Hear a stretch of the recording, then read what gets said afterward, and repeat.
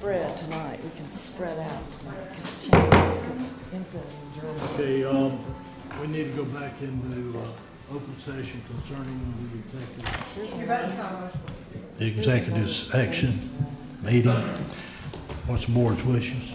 And Commissioners, I would just need a motion to authorize the counteroffer as discussed in the executive session. I'll make that motion. Second. Got a motion and a second. All in favor? Aye. All opposed? Motion carries. Aye. Okay. All right, we want to welcome everybody here this evening for our regular scheduled board meeting. I would ask it if you have any type of electronic device that you would silence it at this time. I'm going to ask Ms. Sarah if she will do the invocation and pledge. So I'll stand, please. Dear Heavenly Father, we thank you for this opportunity to gather here today and do the business of the people of Walton County. We ask that you will guide us and direct us in the way that you want us to go. We pray for each family represented here at this holiday season. We ask that you bring them joy and peace. And those that are overseas protecting our country, we ask also, Lord, that you will hold them in the palm of your hand and keep them safely till they can come home. And all these things we ask in your name. Amen. Amen. I pledge allegiance to the flag of the United States of America and to the republic for which it stands, one nation, under God, indivisible, with liberty and justice for all. Mr. Jones? Thank you, Mr. Chairman. First item are additions and deletions. Commissioner Meadows has requested we consider a resolution of support regarding the delay of flood insurance rate increases under her name. And that's all we have from admin. Are there any other additions or deletions? Yeah. Yes, Oh, I'm sorry. I would love to pull the audit concerning the Tourist Development Council. I'd like to hear from Mr. Bagby after we approve the consent agenda. So remove it from the consent agenda? Yes, remove it. Okay. Okay. And also, yeah, I would like to add to the agenda. I know that the board, we talked about making a decision on the jail on the 19th of December, but I'm wondering if we could move that into January. I met with some representatives yesterday, and I've got another meeting, I think, with the sheriff coming up. So if we could delay that to January, maybe the first or second meeting in January, would that's what I want to put on add to my name under the agenda. Okay. Is that okay? Does it make any difference, first or second? It doesn't, I don't think, make a difference. Okay, I know we still got the holidays coming up here and Yeah. and what you need to do, Yeah. just provide enough time for that meeting and I would say interaction. the Why don't we second. move the You second? want to say the second? Second. That'll give you Okay. enough time to do what you need to do. Okay. Well, we'll vote on that when how do we do that? Because that can go on. Just when it comes to your time on the Okay. agenda. Okay. Just ask the board to. All right, we're going to need a motion to approve these add-ons. So moved. Second. Motion and second, all in favor? Aye. All opposed? Motion carries. I'm sorry, Mr. Chairman, I do have one change on the consent agenda on item number 10. What we're asking is that Commissioner Commander, as the board's representative on the Gulf Consortium, be allowed to submit her name for reappointment to the executive committee that takes action from this board to allow her to be considered. That will be an election that will take place within the consortium membership, but she needs our support or your support in order to submit her name for that consideration. So that's what this request on the consent agenda is. Okay. Anything else? I need a motion, please. Accept the consent agenda. So moved. Second. All in favor? Aye. All opposed? Motion carries. Now we need to approve the agenda. All right. Sir, Mr. Chairman, we need to approve the agenda. Yes, go ahead. Need a motion to approve the So agenda. moved. So, second. All in favor? Aye. All opposed? Motion carries. All right. Is Mr. Bagby here? If you can, please come forward. Mr. Chairman, we're going to need to ask for public comments at the beginning of the meeting for the agenda, so if you don't mind. Okay.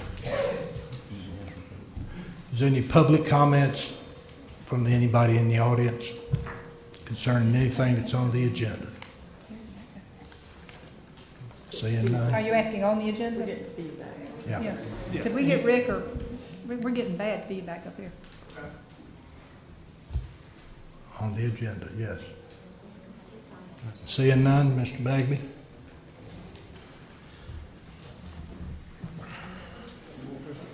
Mr. Chairman, I believe we're going to tag team. I believe the clerk and the auditor who actually accomplished the audit are going to start off, and then I'll answer any questions you have and make a couple of comments like that. All right, thank you. Yeah, do we just skip Larry? No, they No. haven't come off the agenda. You sure? I guess it's bills. Isn't this the same one we already have? I think so. Same one.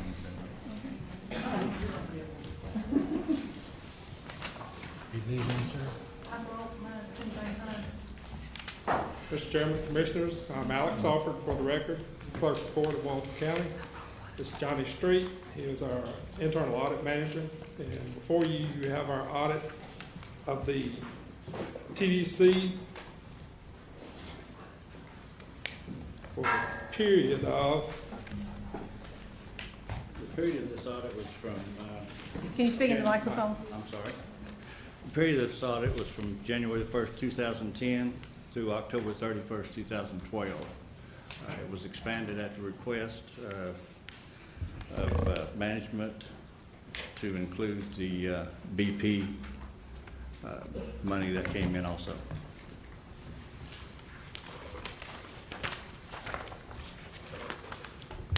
I trust everyone's had an opportunity to look at this. The first glaring thing you will see is that we found no yachts. And I don't say that jokingly. We honestly took the lessons from our neighboring county very, very seriously. I'd like to commend Johnny on the work that he's done on it. It was a very thorough audit. And also commend the TDC staff as well. They were more than helpful on everything we asked them to do. Very, extremely cooperative, above and beyond on every level. So, unless you have questions, we'd like for you to accept our audit. What's the board's wishes? I'd love to know what kind of policies does Mr. Bagby have in place? What procedures you going to set in place, Mr. Bagby? Thank you, Commissioner Pridgeon, for the question. There were 7 findings in the audit that I'm sure all of you have read. A couple of those, one of those we disagree with. There was a legislative finding by the Board of County Commissioners.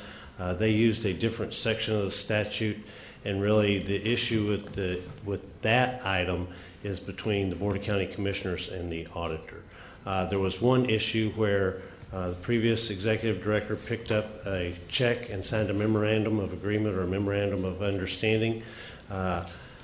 Anyone who had gone over to Tallahassee and accepted that check from the governor would have basically been in violation or been wrong according to the audit, because unless the Board of County Commissioners had previously authorized that person to pick up the check, whether it would be the chairman or the county administrator or the executive director, they would not have done that. And we believe that none of the money was spent from that source until it was approved by the Board of County Commissioners. So we understand the finding, and that corrective action has already happened. The other 5 items, one of the first 2, probably the most egregious, which are the gift card violations. I'm recommending later this evening that we hire a director of administration, someone who has a degree in either finance, accounting, or business administration to handle those type issues to help us out in that area. the other findings. Yes, we have fixed the problem in the visitor center with the cash counting. We have fixed the problem with the services on vehicles that were under warranty. So we have addressed or are in the process of addressing each of the findings that the clerk and his auditor found at this time. And we hope, based upon your approval, we will also bring to you tonight, probably the second most egregious thing is the lack of a tourist development plan. We will bring to you tonight for your comment sometime later this month, and then for a public hearing later, asking you to schedule a public hearing later on to approve a tourist development plan since we haven't had one since 2008. Did that answer your questions? Yes, sir, that answers. And if I may just take a moment of the board's time, I'd like to give from the Tourist Development Council a certificate of appreciation to both Mr. Street and Mr. Alford. We welcome anybody looking at us, anybody that's going to help us be better. And I just wanted to personally, and on behalf of the Tourist Development Council, thank them for the service to the county and to the Tourist Development Council.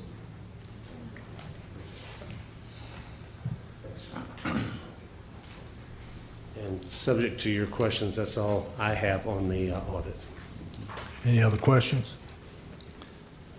Motion to accept the, Have a motion? Motion to accept audit? yeah. Okay. Actually, technically, it should be a motion to accept receipt of the audit. Okay. And Motion to Okay. what? accept receipt of the audit. Accept receipt of the, okay. Is that what you said? Yes. Okay, I'll second. Have a motion and second. All in favor? Aye. Aye. All opposed? Motion carries. Commissioners, I would also like to notice you that we are changing our definition of presented. Of what? Of presented in the statute as to when this document becomes a public document. It is not public until it is presented to the auditee and the Board of County Commissioners, the local governmental unit. And our internal audit department and the clerk's office are changing our definition of that to be at the time that the audit is completed and we give you the copies back. At that time, we will, from this day forward, consider that presented, so that it will be a public record at that time. And Commissioners, Mr. Alford and I have discussed this. The statute just simply says when presented to the governing body, but there's no definition of what presented means. So our position is, and he's worked out a policy, is presenting is going to essentially mean when it's returned to the county commission, and at that point, we normally place any audit findings on the agenda. At that point, it will become a public record under our policy, which I believe more clearly complies with the statute. Well, as we've been under this policy for 7 years. It's never come up before. But anything that restricts the public's access to documents, I think, does nothing but promote mistrust. And so the faster we can get it to them, the better. Okay. So, Thank you. thank you. Thank you. Mr. Jones? Thank you, Mr. Chairman. The first item on the agenda is we have a request to make an appointment to the Early Learning Coalition of Okaloosa and Walton counties. You have a document there from that coalition that's requesting an appointment. Lewis, our Public Information Manager, has agreed to serve in that capacity. In fact, he would like to serve in that capacity if the board would see fit to appoint him. We would make that recommendation. I'll make the motion. Second. Got a motion and second. All in favor? Aye. All opposed? Motion carries. Thank you, Mr. Chairman, Commissioners. The next item is a change order, number one on the section road from County Road 2 to County Road 1087 to Thad Bell Road, which is Phase 1. This is a project that the DOT had funded that there were some aspects left out of the original plans as far as culverts, and this is paying for those culverts and the mitered ends through this change order. So we recommend approval that it will be a DOT-funded project. So move. Second. Got a motion second. All in favor? Say aye. All opposed, unopposed, or Anyway, motion Anybody carries. else? Anybody else? The next item, Mr. Chairman, is a very similar, from County Road 2, from Thad Bell Road to State Road 83. It's the same situation where some monitors and culverts were left off of the original plans. This is to complete that project by adding those back. Again, DOT is funding this project. So moved. Second. Got a motion and a second. All in favor? Say aye. Aye. Motion carries. The next request, Mr. Chairman, is that you approve a task work order for Preble Rish, who is the engineer consulted on the Mossy Head Industrial Park. This request is for $29,025. And working with the Loves folks, we had to do some realignments of the road. Loves has agreed to pay for their cost of the realignment. We just shifted the internal entrance road about 12 feet to the north, and we did have to move some utilities, but they bore those costs. Further, this is to provide engineering and designs for some improvements on State Road 285, turn lane, and some in the median cut and the decel lane coming off of Interstate 10. DOT had agreed that if we will fund the engineering and design of that work, they will provide the work, and they have contracted with C.W. Roberts as an extension of the Highway 90 work to perform the work at this intersection. So this request is to pay for that engineering design for that project and the realignment of the entrance road at the park. And Commissioners, just so you know, the closing has essentially taken place. We had, between the time Love's closing, the time we started and stopped, the chairman changed, so we had to redo some documents to reflect the change of the chairman. We should have money in the bank here very shortly. Yeah, and I think later in the agenda, we are asking them to approve the chairman to execute the deed, and that's the last thing that needs to happen. Okay, motion to approve. Second. We got a motion and a second. All in favor, say aye. Aye. Opposed? Motion carried. Commissioners, at the last meeting, we asked for some direction regarding the allowing of sandwich board signs. We have a draft that we've presented to you, and I believe we've got an updated draft. Yes, sir, Mr. Jones. We sent out an updated draft today. It was actually on Wednesday, but didn't make it to your packet. But you should have all received one via email today. Did some slight variations to that. If you'd like me to go over it, Please. Essentially, what we've done is on the draft language, we've added a couple of options, just if the commission so chooses. And it's really regarding, right now, under number 1, location, we're saying we define a sandwich board and we say 1 sandwich board per business. And under D, we give several instances where you might have a strip mall where you may have a need, you might have more than 1 sandwich board that may be allowed at a location. Primarily, if you see the diagram on the screen, what I've done is kind of showed you what this may look like if it were to be approved. And the ones that are here on the street would fall under the first part of Section D on your draft, where it essentially says 1 sandwich board per 100 linear feet of frontage. And so what you would see here, and this is, I think this is at Seacrest Beach, I believe, and you would see that would allow approximately 3 sandwich boards on the frontage there of that location. What we've also done, we've also added another option too, which says each business or storefront is allowed to place 1 sandwich sign no further than 20 feet from the entrance of the business. And I went ahead and diagrammed on here these that would be in front of the businesses here. And so that kind of gives you a visual representation of what this would look like if we were to choose one of these options or both the options. And so in this case, you would have, if you allowed both, again, you'd have 3, for example, on the street front, and then 1 at each business location no further than 20 feet from the front door. And that's kind of what this is trying to describe as far as the location of the sandwich board signs. Mr. Wayne, concerning the 3 that's out there next to the road, I think based upon this right here, unless I see an enforcement issue. One is that the one in the middle might have been put out there first, and the one on the left-hand side or the right-hand side was put out there second. But the one on the right or left came in within the 150 feet, but in this particular case, everybody that's got a sign out there would be in violation.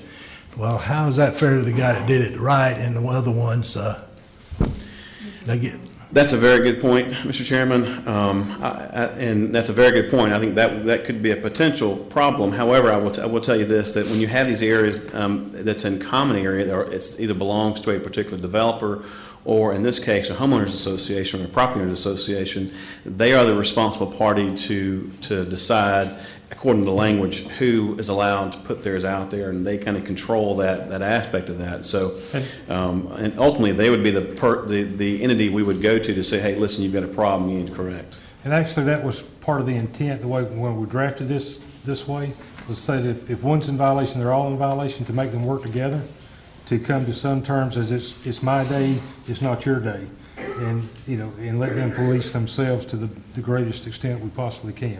But you're absolutely right.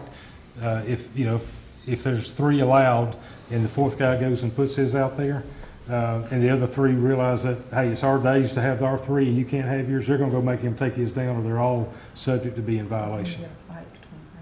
And I think what we're asking for under this section is what the board's wishes on how you want to proceed forward with locational standards for these. Do we want to use just the first part of D, where it's just a linear frontage, or do we want to use just the part in front of the store, or all of the above? And I think that's what we're looking for guidance for. And as we discussed this, those businesses that are one business per parcel, that's not difficult. They can have one, the way this is written. But when you get multiple businesses sharing in a strip center, that's where the idea of allowing a certain number near the street and or those within 20 feet or 10 feet or whatever the magic number is of the door. As you can see in this instance, if you're traveling there on 38, you're going to see the 3. In order to see the others, you're going to have to get into the development. So any combination of that, we can certainly bring back as, per your direction. Yeah, what if you have, like on 38, a lot of these little centers are, they're basically right on 30A. There might be a building, but it might have 4 businesses in it. So what would apply to that? I mean, they don't really have, they maybe only have 30 feet from the right-of-way. So how would this apply to a center like that? With that, you wouldn't have 150 linear feet. Just have one per business? Right. I think one per business would be, Okay. if it's a standalone parcel, it would be. Yeah. Now, when you have a strip center that's less than 150 feet, that's something that we have not contemplated in the regulations. That's something we could address. You would get one. Would allow one, Yeah, right. it would allow one. Right. If it's less than 150 feet? Right, so it'd be one, and that would be, again, as Mr. Jones had alluded to, it would be up to the property owner or the manager or whoever controls the property where it is to decide who goes there. Yeah. I guess the question I'm having in my mind is, would it be less obtrusive if you had it in the shopping center rather than on scenic 30, whenever possible? I know there are times when it couldn't be possible, but to have them in the shopping center, Well, it It's really good. depends. I mean, This is probably an extreme circumstance. yeah, because I think that's the only center we have like that, isn't it? We have a few more on 98, and that goes to the next part of this discussion is where do we want to apply these to? If we go to places like on 98, obviously you've got more strip malls that would have more than this frontage here at Seacrest. Yeah. But again, that goes into the other discussion about what areas do we want to allow these to be used at. Well, I think from my point of view, I've heard from so many people on 38, that business people, they really want these signs. But I haven't heard from people on Scenic 98, except for one individual who is opposed to them, because he says that most all, they don't have the same type of situation as 38. So I guess I definitely don't think 98, you're traveling too fast, you can't see, by the time you see a sign, you're past it. So I think 98 to me is out. I think 38 definitely, and there again, but I'm on the fence about Scenic 98. Yeah. well, I've also got some emails concerning Scenic Gulf Drive, that some are not in favor of it down there. So I guess you're right, we Yeah, got to that's figure it out right where there. we're going Yeah. to make this applicable. Yeah. Chairman, I can also mention a couple other things too about the sandwich boards. We have them, a definition of what they are, and also they'll be temporary in nature, allowed only after 7 and have to be brought in after 9. So there would be only, really during business hours, it would not be a permanent signage at all. So I just want to make sure that we're aware of that. And also, we have also some prohibited signs and devices, so these won't turn into something that's going to be obtrusive. They'll have to follow certain standards for that. So. I do say, though, on US 98, there was an example where some of the churches had signs out, saying Sunday school or whatever. And so I think we need to look at allowing them on all the roads. People aren't going to put them out on 98 unless they think people can see them. And this was on a Sunday, and I think the library had something on a weekend, and they put one out there. I've been trying to solve the church's problem. Have you? Yeah, I've been working on that, but, I see your point. It's Yeah, I mean, And Commissioner Meadows, that's what we're definitely looking Okay, yeah. the board's guidance on how to proceed with this. I would like to mention the prohibited sign, just for the record, so everybody's clear on this. With a sandwich board, our current draft says no appurtenances such as balloons, windsocks, or paper shall be attached to the sandwich board sign.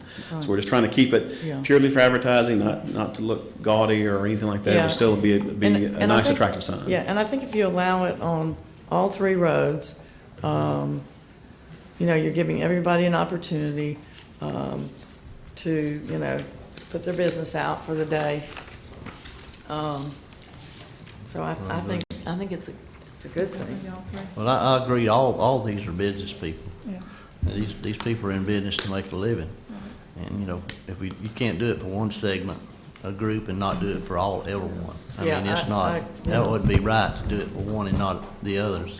Mr. Chairman, could I mention also on our draft, if you look, we have a couple of options as far as location. I just want to make sure that we all are looking at that. We have 1, 30A, B is Scenic Gulf Drive, C, US 98, D, all the above, or the E is based on the posted speed limit of the area. I know that we mentioned a minute ago about the speed, so that's also something that we've talked about internally about maybe the speed limit, because sometimes if you're going in a high speed 65 mile per hour zone, you're right, you probably can't see it. Just want to make sure you all have that too to think about. Again, we'll do whatever the board's direction is, but just want to make sure that we at least give you all this information. What are the Scenic 98 guidelines? Do they address this in any way? Yeah, they don't let it. No. Currently, No. the sandwich boards are not allowed. Okay. The one thing about the speed limit is speed limits change. Right. And that's an extra layer for code to have to figure out. Right. Where's it end, where's it begin? I'd rather make it simple so that, And many times that they change without knowledge, not giving knowledge to the Yeah. property owner who may be adjacent to Yeah. that. Look, if we may, obviously, we see some interest, but it appears that the board would like to see them on option D, which is all of the above, 30A, Scenic Gulf Drive and US 98. Do we have consensus on that?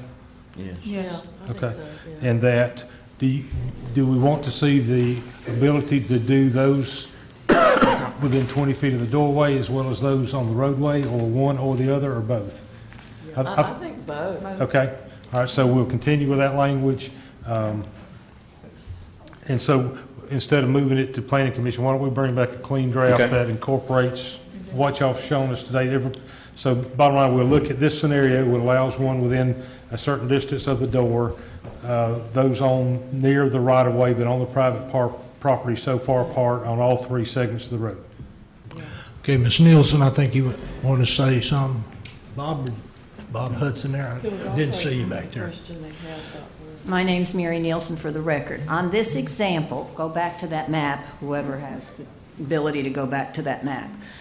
I'm very familiar with that particular stretch of 30A and the width of the road, the asphalt, and the county right-of-ways that extend beyond it with the sidewalks and the grass. And I can tell you for sure, across the street from that on the south side, the sidewalk is yours. It's the right-of-way. The green grass from the asphalt to the sidewalk is yours. The sidewalk is yours, and a fair amount of greenery beyond the sidewalk to the south is yours. If that is equidistant to the actual county right-of-way, Mr. Chapman's comments about enforcement are very, very important, because everyone's going to argue where exactly is that sign on that grass. And right now on the north, if it's as close to the sidewalk as those three outer diagonals, triangles show, they are probably in the county right-of-way and not on the private property. And who's going to absorb the cost when the conflict arises of having the surveyor go out and locate the corners of the property for code enforcement? And I think this is a real issue for code enforcement, is putting these in the right-of-way. And everybody has a different idea of what is the right-of-way and where the actual iron markers stand and sit. And it's up to interpretation, and that shouldn't be, the code enforcement guys shouldn't have to worry about that, to be truthful. And we shouldn't be picking the tab up for surveyors and fighting over where's the iron rod and where was it in relationship to the iron rods and that. Those right there, I can just about tell you, they're in the county right away. Thank you. Great. Mr. Hudson, that's, Wayne, you want? Well, I just want to mention, this graphic representation was done, not a survey. I just tried to locate it the best I could using the devices we had. So that's not a, but also, if I could ask JC to come up real quickly and kind of discuss, because this happens quite often when you got trying to determine where the right-of-way is and so forth. I'm going to just have him address that question if I could, please. JC? Yes, Ms. Nielsen is right. We don't have a survey on the ground per se out there, but rather we use kind of the landmarks around us of what the right-of-ways are. A lot of times, like the utilities, we can look at power poles, utility lines. 9 times out of 10, they've already been surveyed. They put on them the right-of-way, so we can judge that by where the right-of-way lines are, and that's kind of how we judge it. Because like she said, we can't have a survey for every piece of parcel out there. Us patrolling, we don't have no way just to look, but we kind of use boundary markers and a good judgment on that. So, okay. Mr. Hudson? Just very quickly, I'd like someone to explain to me, because I'm particularly interested in St. Rita's Church and their ability to, if you know where they're located off of Mole Drive on one, and then off of 393 on the other one, and the removal of those directional signs or business signs that were done have meant that people cannot find that church if they're from here or not from here.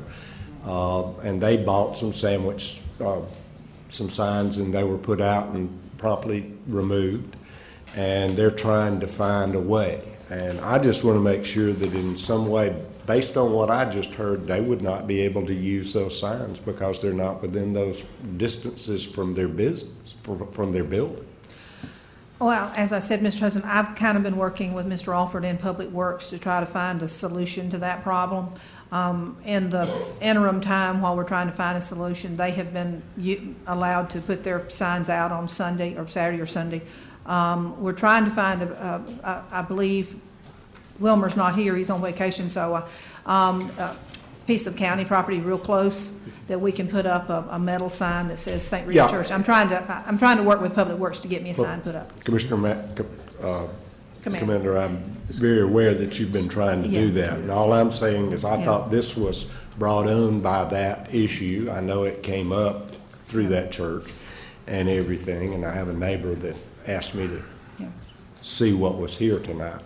And I just wanted to make sure, because if there's any, I mean, these people are not trying to sell bubble gum or lifesavers or whatever it happens to be.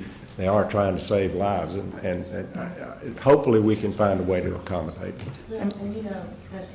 One thing too about those businesses that are, 1 block off a road.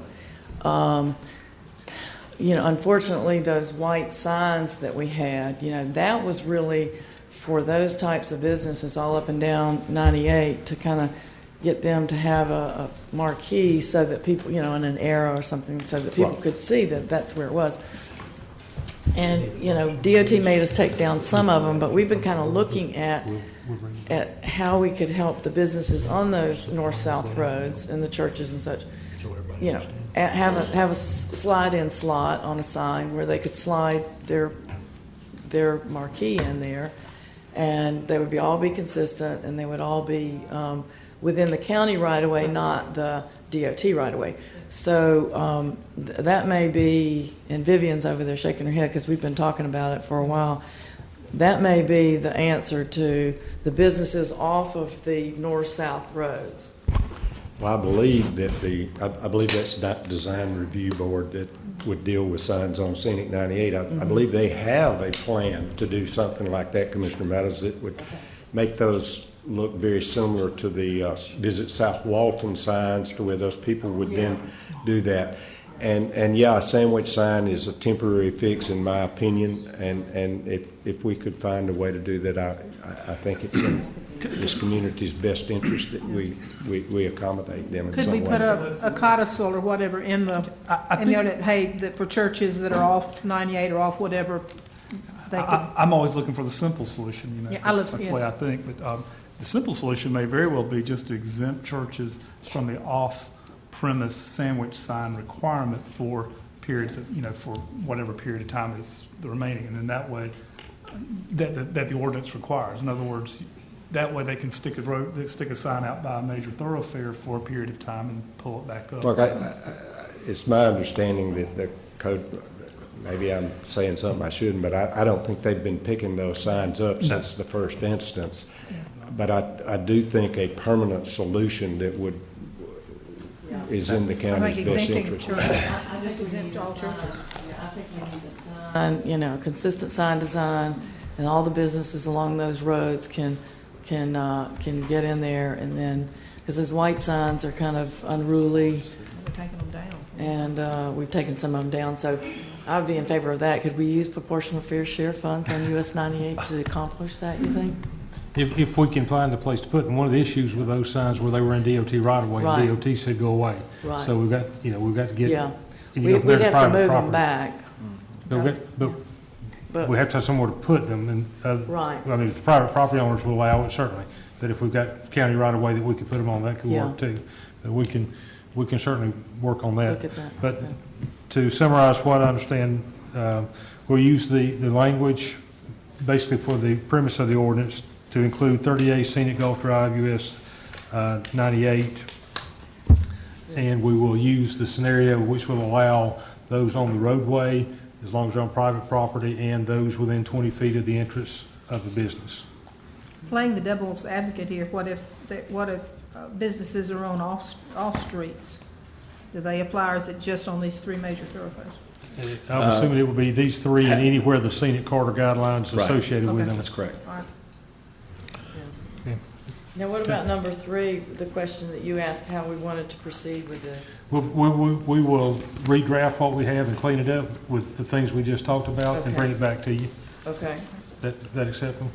yeah, Okay, Yeah. the Either board. that or, okay, so we'll bring that back for your consideration.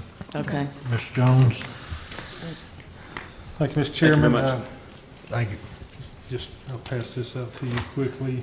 Not that there's any major issue with this, but we have a request from the Friends of 30A to include the length of County Road 393 and allow the Friends of Scenic 30A to submit an application to the Florida Scenic Highways Program to include County Road 393 as a spur road of Scenic 30A. When we presented this at the pre-meeting, it was asked if any of the other feeder roads are included. Thank you, Mr. Bagby, provided us the minutes of July 10, 2007, where indeed County Road 30A, County Road 83, County Road 283, and County Road 395 were included as, or was requested in a resolution supporting the Florida Scenic Highway designation. And if you go to the Florida Scenic Highway website and look at the last page of those three, you'll see Scenic 30A and the 3 feeder roads as they are designated. So the other roads are part of that. As I believe Commissioner Meadows in our discussion earlier indicated that the reason this one was left out was because it had been like a 10-year process, and in order to add it at that point, would have had to start the whole process over. So the Yeah, that was request, my understanding, is that 393 was not included in the original application filed by Van S. Butler, which would have been about, what, 1990 something? So we wanted to add this, but they told us that we would have to go back and basically, I think, start over, amend the application. And we said, well, let's get what we've got down now, and let's come back and get this in. So that's what we're asking. That's what the Friends are asking for now. Go ahead, ma'am. Hi, Vivian Schammel, Planning and Development Services, and I am the county liaison for the Friends of Scenic 30A and the Florida Scenic Highway Program. I do have some pass-outs here that might help you visualize a little bit, so.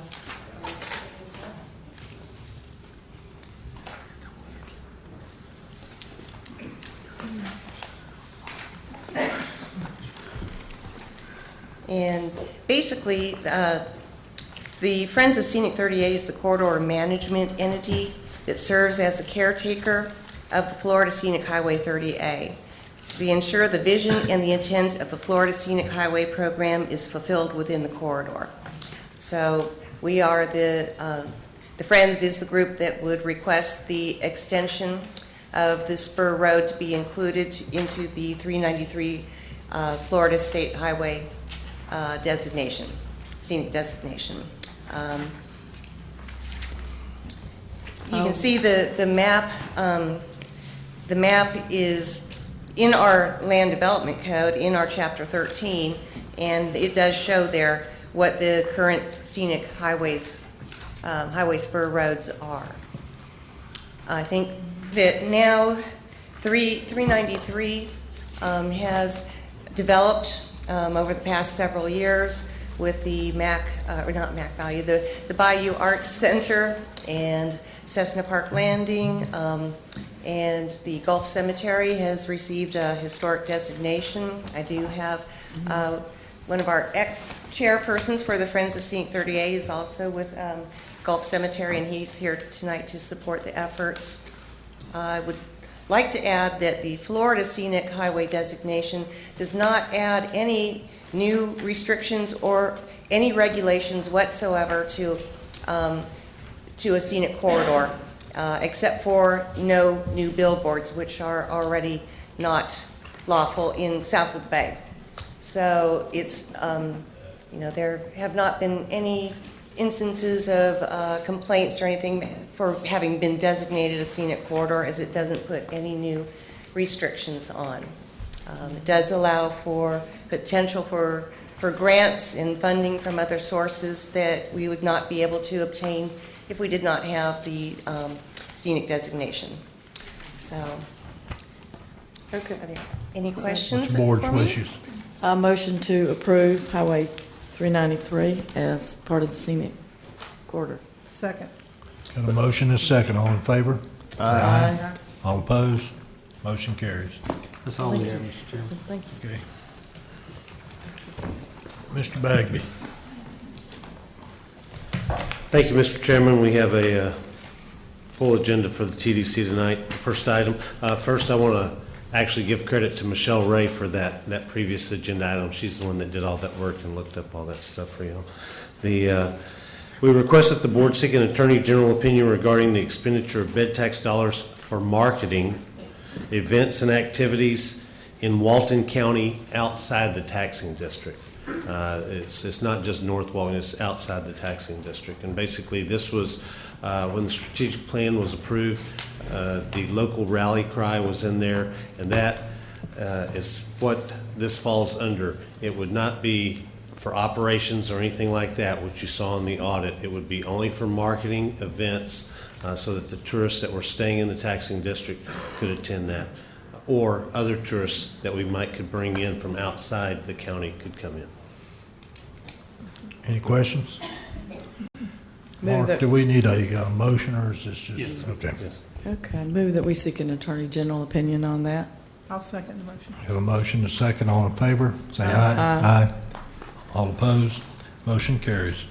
Second item is the TDC is requesting approval of a proposal from Preble Rish Incorporated in the amount of $101,440 for the Western Lake Pedestrian Bridge and Connecting Path Design and Permitting Services. Basically, the TDC, we have in our budget the money for the design and permit and construction of the path, and then the state, our understanding is the state is providing the money for the construction of the two bridges. So we'd ask that you approve this. Any questions? What's the board's wishes? So moved. Second.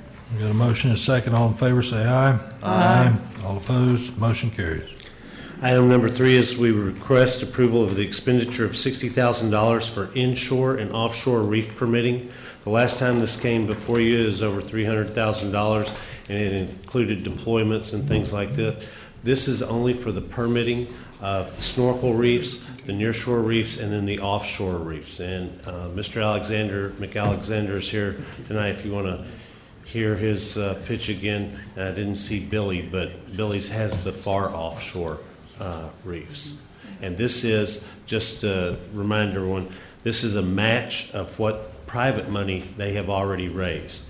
They believe the total permitting costs will be between $120,000 and $150,000, and they have already raised $60,000 in private money, and this is just a match of that amount for a public-private partnership. And I don't guess any of us know at this point, but you know, last Friday, the governor announced that Walton County now has 9 NERDA projects, which is supposed to be early restoration, and let's see, how many years ago was that? But one of them was artificial reefs, and I think they're going to try to do them from Escambia County all the way through. But I still would assume that we probably have to go ahead and move forward with the permits, because God only knows Yes, when we've been promised the money, but I'm sure it will be managed at the state level. Imagine. So I'll make the motion to Second. proceed. Got a Second. motion and a second. All in favor, say aye. Aye. Opposed, motion carries. Item number 4 is the TDC is requesting approval of an expenditure of $23,815 to the Choctawhatchee Basin Alliance to provide 1/2 FTE to develop and operate, not just operate, guided educational tours as a test tours of the Choctawhatchee Bay from the Kellogg property. And Miss Julie is here if you want to hear that pitch again. I think she's made that before. Motion to approve. Second. Got a motion and a second. All in favor, say aye. Aye. Opposed, motion carries. Item number 5 is the TDC is requesting that you approve $86,000 to be placed in escrow for the Friends of 30A to be utilized upon the TDC and the BCC approval of a transit plan. I think it's important that we get a plan from them. I mean, I'm certainly agree with this, but I'd like to see a plan of how they're going to operate it, how they're going to do it, how Yeah. they're going to move forward. Yeah, I think too, before, the board moves forward on this, we'd like to see, I think the board would like to see the Friends of 30As, I think their RFQ that they are going to be possibly putting out, and their ideas about how it would all function and operate and all that. So that would be our motion on that one. We continue it to January 14th, would that be? 13th or 14th? 14th. To January 14th, maybe, if that's okay Is with. that your motion? Yeah, I'll second the motion. Hang You have on. 2 people want to speak. Okay, I can't see. Mr. Hudson was one of them. Bob, come on forward. For the record, my name is Bob Hudson, and I just have a couple of questions about this. Who is the Friends of 30A? They are a group of volunteers that volunteer to serve on the board, because the state requires us to have a board, a 501c3 nonprofit, and it's called the Friends of 30A 501c3 nonprofit. Tim Pauls is in the audience. He's the current president, but they have Okay. officers and they meet and all that, so that's who they are. Anytime I see anything like this, I do some research, and there is no such thing as Friends of 30A 501c3. What's it called, Vivian? Yeah, the 38 Foundation. I'm sorry. That's incorrect. Their What's- IRS designation is totally different from that. What, Vivian? Yeah. Before you expend any money to this organization, I think you should look at SunBiz and make sure that everything is tied together appropriately, because at this point in Yeah, time, we would. the IRS determination for 501c3 status is in a totally different name, and then the SunBiz license is to the 30A Foundation, Inc., which I can't find anywhere. And so all I'm saying is, I think your move it to January is appropriate. Yeah.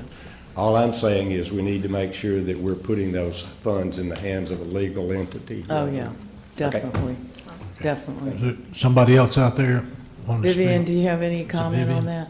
I would just like to say that the Friends of Scenic 30A is the designated name that the agreement is in with FDOT, and Okay.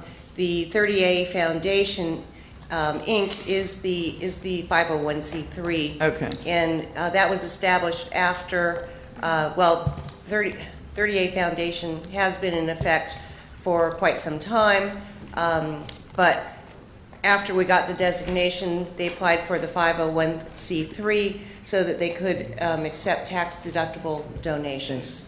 Okay. So, but the two are basically tied One together. and the same. So- But we'll but make we can sure, look- yeah, we can we'll definitely make get sure involved that on that's that. all All I'm saying tucked is, in. number one, the 501c3 designation is an IRS determination, and they have not filed the appropriate 990Ns for the past 2 years. They're in jeopardy of losing their 501c3 status. And when I looked on Sunbiz, the 30A Foundation was only reconstituted on November the 18th. So I think you really need to look at those. Well, kinds of Mr. things. President, I think that's what the board's going to do, is move this thing to a future date to allow staff to check into all the legalities of anything, any company that we may want to give money to. Thank you, Mr. And Chairman. then, Bob, could we hire you to, fill out our 990s and all that? Would you? Well, a 990 Or could- on would an you volunteer organization for that that? has Okay. receipts of less than $50,000 is yes, we're still in existence, and we only, And that would probably be this. there's no financial reports, there's no audit, there's Oh, nothing okay. that says, these are the officers, and we certify that we only receive less than $50,000. But that's So the you- same thing that we got into with another organization that was receiving money, and that organization was called Crime Stoppers. Okay, okay. Okay. Mr. Bagby? Okay, Mr. Chairman, did Well, you pass? Yep. Oh. We have a motion, did we pass it? no, I think We have a Yeah, we motion said, and a we second. said continue it till January Right. 14th. continue, For allow more staff to information. continue checking into all these. Yeah, Okay. and I think they want to, I think the Friends want to present something at that time as well. Okay. Hold on a second. We ain't voted. Ms. Clerk, was there a motion and a Yeah. second? Yeah, but we haven't voted yet, I don't think. We haven't Then we need to voted. vote on it. Right. Yeah. Yes. Okay, we have a motion, a second. All in favor, say aye. Aye. All opposed, motion carries. Mr. Chairman, item number 6 is in response to the audit. We request the BCC receive comments, or to receive from the BCC comments regarding a proposed ordinance amending ordinances 86-18 and 98-23, establishing the initial tourist development tax and the third cent tourist development tax, and move forward with scheduling a public hearing to consider the ordinance on January the 14th, 2014. The draft ordinance is in your packet for you to comment on. It's board's wishes. Motion to approve. Motion, we have a motion and a second. All in favor, say aye. Aye. All opposed, motion carries.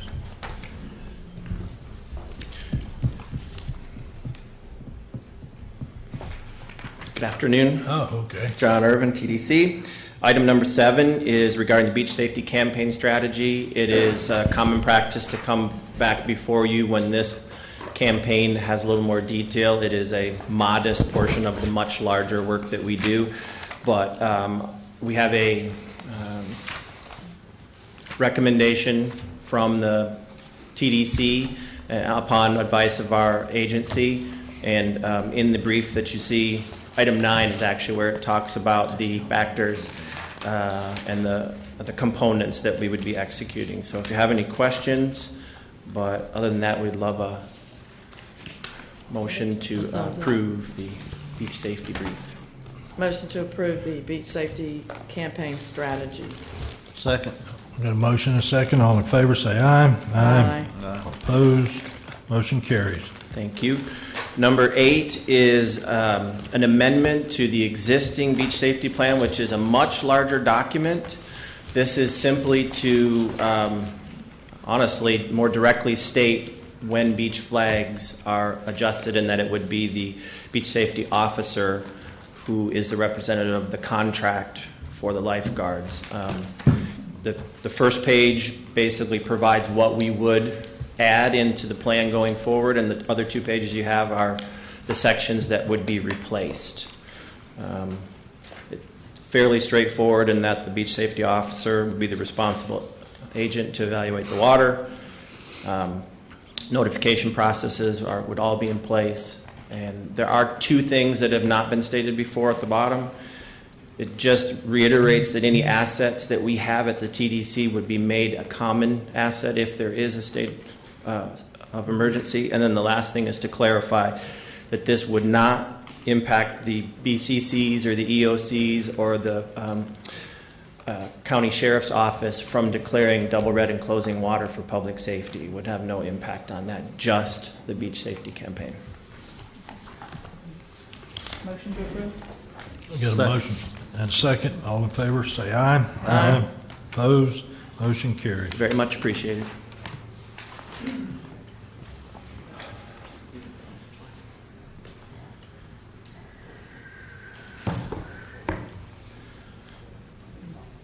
Good evening, Commissioners and County Executives. My name is Art Miller, and I'm here to represent the Institute for Senior Professionals. I'm here with 3 of my colleagues, Jim Marcia, Bill Fletcher, and Mike Flint. And together, we worked on a project over the last few months for the TDC.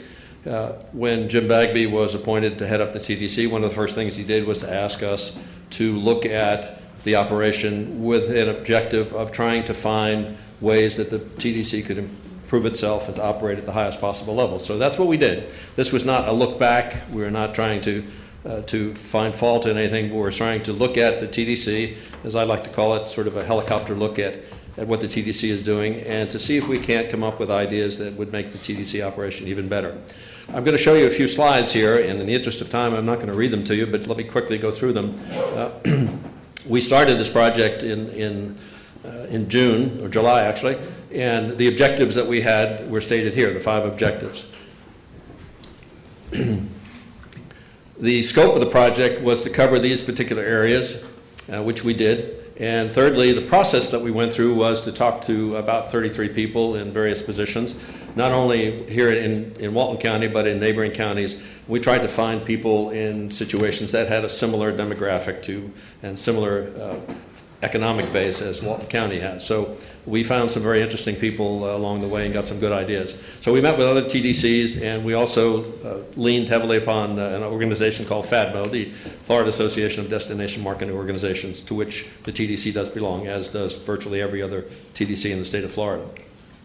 Let me first start with the positive comments, and there are a lot of them. First of all, the ADR, the average daily rate that the hotels and resorts in Walton County collect, is among the best in the state. And that is really the envy of a lot of other counties here. To get the kinds of daily rates that the hotels and resorts are able to get here is quite a feat. And that is really because of the quality of the properties that we have here.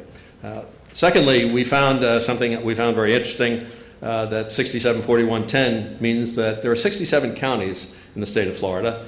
By population, Walton County is rated number 41 with a population of about 15,000.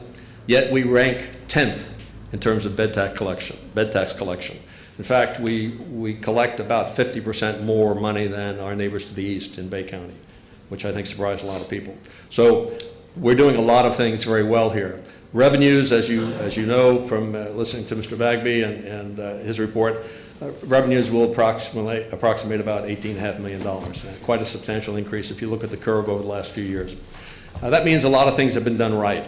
And as one gentleman put it, the gentleman that runs the operation in Panama City indicated, he said, "You're Neiman Marcus, we're Belk.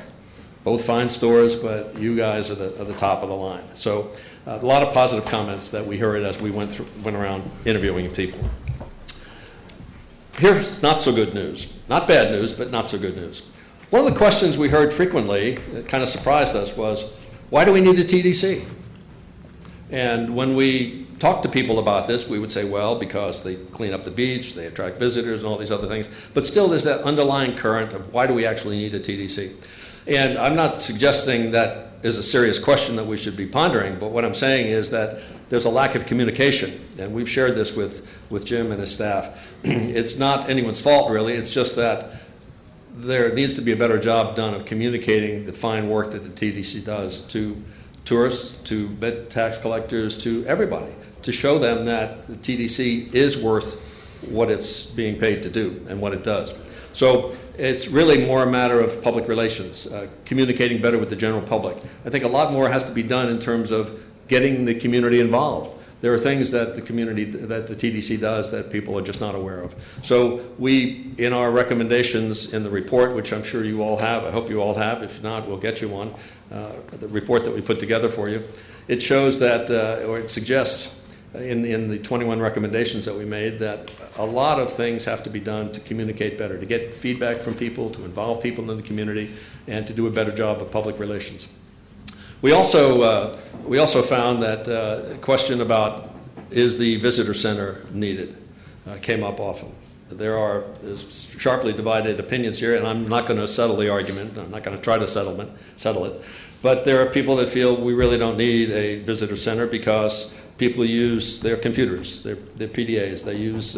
They go online if they want to find a restaurant. They really don't need to stop at a visitor center.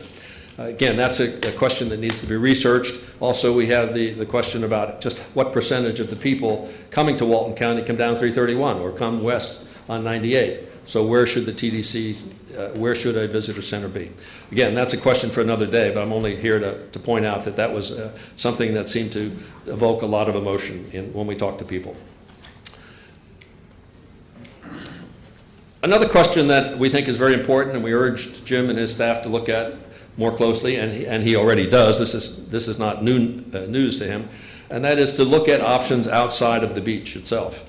There are a lot of opportunities. In fact, as you recall from reading the report, there are 5 or 6 pages in the report that talk about the various opportunities that might exist north of the bay, around the bay, things, ecotourism, geocaching, a term I hadn't even heard of a couple of months ago, but that's becoming a hot thing with a lot of young tourists. The bike paths, I'm glad to see that money was allocated to improving the bike paths because I think that is a big draw to Walton County visitors, particularly because we have a hard time trying to attract more people or I shouldn't say, we have an easy time attracting them. The problem becomes one of capacity. Can we attract more people here during the summer months when there may not be as much room? The secret or the answer really is to get more people here in the off season, which is the next point we talked about, developing the off season, perhaps with group business, although not every property can attract group business. They just don't have the accommodations for it. But some of the larger properties obviously do. Special events.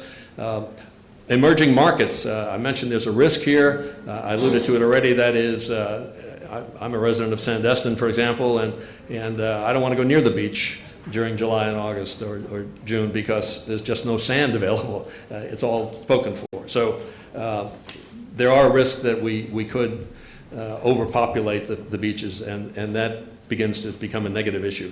Also, something that has come up before about addressing the traffic issue. I'm not suggesting the traffic that the TDC itself try to solve the problem, but it certainly has to be involved in working with people to address the issue. And we don't suggest what the solution is, just that it needs to be researched. Many of the recommendations we have, by the way, are simply to research things in greater detail.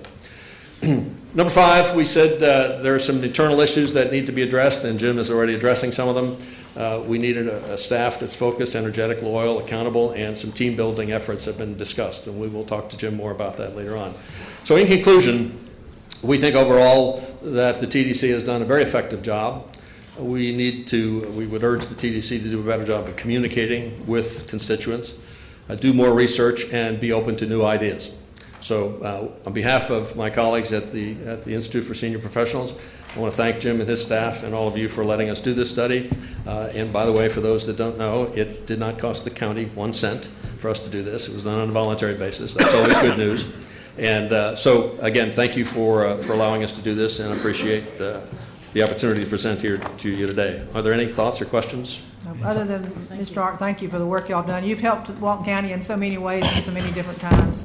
We're sure glad y'all are retired. Well, thank you, Mr. Commander. Appreciate it.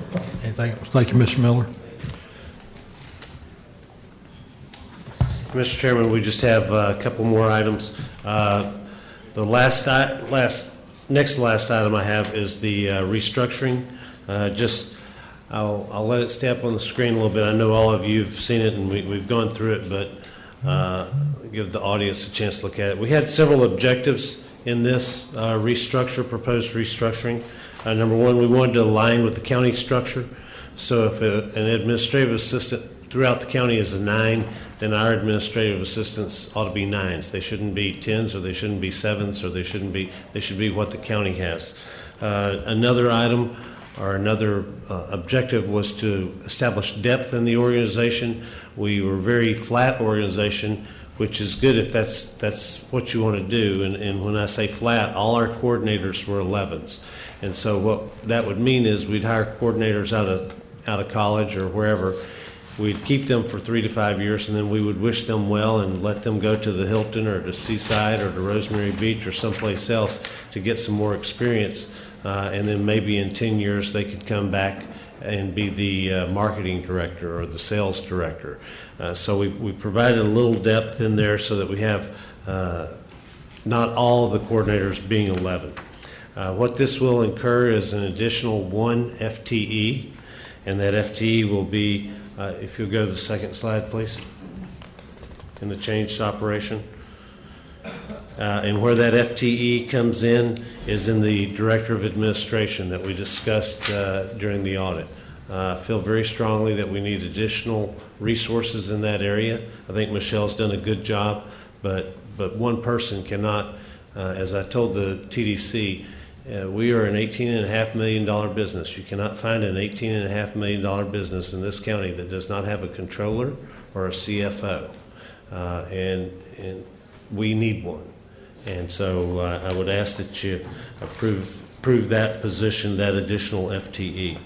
The other thing that we're trying to do is this will be the first iteration. The Visitor Center will stay under the Director of Sales and Special Events, but in the future, probably 3 years or so, that will move under the Director of Administration also, because those folks have time in the Visitor Center, and they currently do, under Ms. Watkins, do a lot of administrative support for the organization. So we're trying to, the model we're going after is very simple. We have a CEO, we'll have a CFO in the Director of Administration, we'll have a CMO, the Chief Marketing Officer in the Director of Marketing, and then we will have a COO, which will be the Director of Beach Operations, because that's where most of our folks are. And this change, this reorganizational structure, incorporates recommendations from both the audit and from the ISP study. And so we would ask for your approval. May I comment on the Director of Administration? Yes, ma'am. I absolutely agree with you. We need a CPA or someone. There's nothing disparaging to the staff. I think under the circumstances that they were dealt at the time, they tried to do the best they could. But when you've got this much money, we either need a CPA or a very high-level accountant to manage this money. Yes, ma'am, I agree. Yeah. Mr. Hudson wants to speak. Come on up, Bob. You want to take a chair right there? Yeah. Well, I think some of the items that you're addressing tonight are near and dear to my heart as a prior auditor and accountant and CPA. 3 times I've stood before this commission and said you have internal control problems with the TDC. 3 times that's been proven. And one time, I know sometimes the Taxpayers Association is kind of known as the people who say no, don't spend money. We're the people who came to the commission and asked you to hire an internal auditor within the clerk's office. We supported that. And I want you to know that I personally support hiring someone in that office.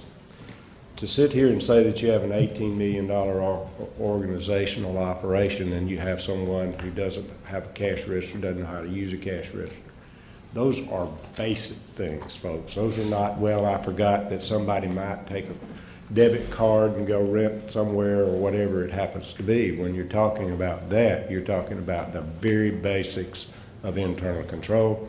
Have all the faith and confidence in Mr. Bagby. I think he has proven himself. Hopefully, the advisory council will understand their role, because if I were on that advisory council, I would be embarrassed with what was presented to you today. They have two roles. Number one is oversight. And number two is recommendations on how the dollars should be spent. But then they're also responsible to you and coming to you and telling you that those dollars are being spent. Came to you one time and said, there's no way you can do that with a 10-minute segment of a TDC meeting held once a quarter and do that. And so I think what Mr. Bagby is recommending to you, along with due diligence on those people that are there, I'd resign. I don't mind telling you, if I were there, I'd resign if that came out. But that's just me in terms of my background. But I think what he's asking you for, as Commander has said, is necessary at this point in time, and something that the bed tax collectors and everybody that has an interest in what happens there needs at this point in time. Thank you. What's the wishes of the board? You're going to need a motion on that FTE? Motion to approve his reorganizational Second. And the motion would need to include the approval of the additional FTE. and the approval of the additional FTE. Yeah. Okay, we got a motion and a second. All in favor, say aye. Aye. Opposed, motion carries. Mr. Chairman, last item real quick, bed tax was up 2.82% in October. Probably a lot of people wonder why it wasn't up even more. I'll remind you that first weekend we had a storm that was brewing out in the Gulf that basically everybody canceled that weekend. If you remember the first weekend of October, it was dead. And then also in the month of October, the last 3 days that normally we would receive checks, Thursday, well actually the last 2 days I guess, Thursday and Friday were both holidays, the Thanksgiving holiday. So we hope that November will look a little bit better than it should, but when you average two out, that'll probably give you a better picture of how we're doing. Subject to your questions, that's all we have. Any questions? Thank you, Mr. Thank you, Bagley. Mr. Chairman. Mr. Mark?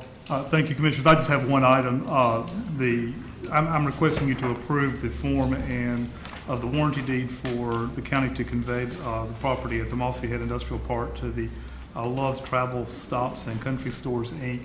This is actually a title issue for the title company to issue title insurance. They just need a formal approval of the deed and authorizing the chairman to sign. So move. Second. A motion second. All in favor, say aye. Aye. Opposed, motion carries. Thank you. That's all I have. And just FYI, that was the last thing we needed in order for the deal to be fully closed, consummated, and we get our $500,000. It was truly one of those things where the chairman changed between beginning and end, so we just needed to make sure it was clear, and we had an authorization to sign the deal. I guess the next thing is that public hearings. Need a motion to open? Need a motion to open public hearings. So move. Second. A motion and second. All in favor? Aye. Opposed, motion carries.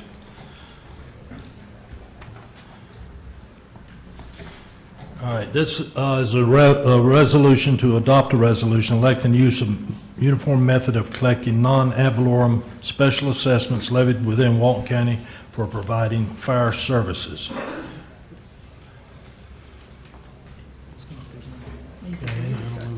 Any public comment? And this is something we do every year. Every year, Every year. yes. And just in case, Commissioners, there's any confusion amongst anybody, you're not approving anything other than setting the stage for using non-ad valorem assessments in the future, those we have in place or any you wish to consider. And the way this would work is if you take public comments, and at the end of the public comments, you would close the public hearing, then move to pass the resolution. Any public comments? Motion. So move. Close. Second. Okay, we got a motion and a second. All in favor? Aye. We need a vote on that. And then we just need a motion. Motion to open the public hearing. No, Approve the resolution. So approve move. the resolution. So move. Got a motion? Second. Got a second? All Motion and second. All in favor, say aye. Aye. Opposed, motion carries. Okay. Same thing again. Okay, we need a motion to open up a public hearing. So moved. Second. Motion and second. All in favor, say aye. Aye. Motion carries. This would be in reference, public hearing concerning the adoption of resolution electing use of uniform methods of collecting non-ad valorem special assessments levied within the unincorporated area of Walton County for the provisions of capital infrastructure and road improvements. Any public comment? Seeing none, Motion to close public hearing. Second. got a motion and second. All in favor? Aye. Opposed? Motion carries. Need a motion to. So moved. Second. Got a motion and a second. All in favor? Aye. Aye. Opposed? Motion carries. Okay. I think, let's see, where we at? I've got stuff Commissioner going Meadows. on. Ooh, my goodness, it ain't in the book. Okay, Commissioner Meadows. Yes, my first item is I've been working with Recreation and Parks, and we're looking at adding 2 regulation tennis courts and 1 under age 10 tennis court, which is something new in the field of tennis to teach young children tennis. We would be putting these at Helen McCall Park, and we've asked the board to approve the use of recreational plat fees in District 5 for the design and construction, and we've also asked that that Public Works prepare an RFP just to see what a contractor would charge us to build tennis courts, and then we'll compare it to doing it in-house. So that's really what that's for. But I move that we would use the recreational plat fees District 5 to design and construct the 2 tennis courts and 1 under 10 tennis court. I'll second your motion. Got a motion and a second. All in favor, say aye. Aye. Opposed, motion carries.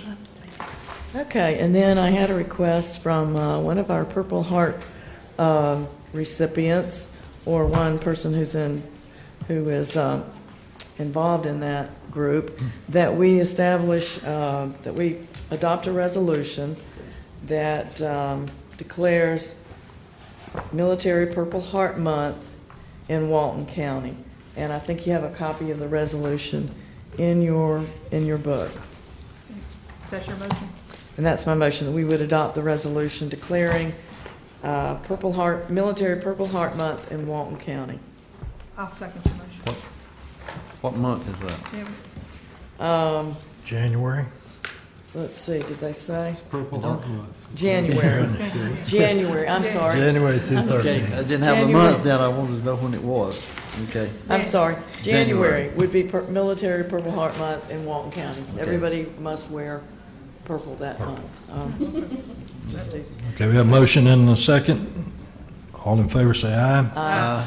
All opposed, motion carries. And we certainly appreciate the Purple Heart recipients for their service to this country. Number 3, I have a resolution that was created by some other counties, but I thought that we should consider it. In October, Senator Thad Cochran introduced, he's a U.S. Senator, introduced the Homeowner Flood Insurance Affordability Act. What it is seeking to delay the increase of flood insurance rates until FEMA certifies to Congress that sound engineering practices are being used to make flood risk determinations and completes an affordability study mandated by the Biggert Waters Act of 2012. And basically, Walton County needs this because this is a challenge for our policyholders in the low-lying areas, and we would like to support this resolution. I'll wholeheartedly second your motion. If you remember, I went to the 5-state meeting not too long ago, and this was the biggest topic there. Yeah. There are people in Mississippi and Louisiana who are literally going to lose their homes because they can't afford the insurance. And they brought out that they haven't been on the ground actually in these areas. They're just looking at a big map. Maps, They yeah. haven't been on the ground to see whether or not it's a flood area, so Yeah. I'll Have a stand motion? with you on that one. You Okay. made a motion? Yeah, the motion is to adopt the resolution of support and then send it on to these other counties that requested it. Okay, we've got a motion and a second. All in favor, say aye. Aye. All opposed, motion carries. And then my last item is, as we discussed in the beginning of the meeting, to move to January 28th BCC meeting, the discussion and consideration of the jail and animal control transfer to the sheriff's office.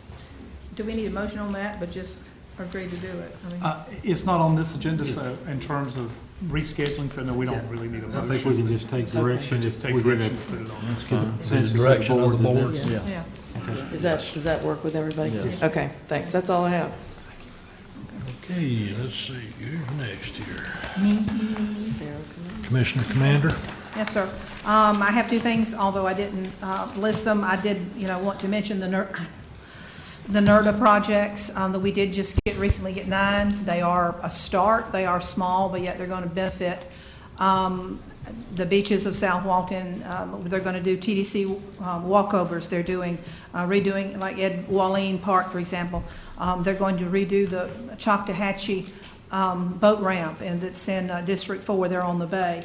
So that, because say in that area, you can't launch a boat because it goes straight down. So this is the beginning for us.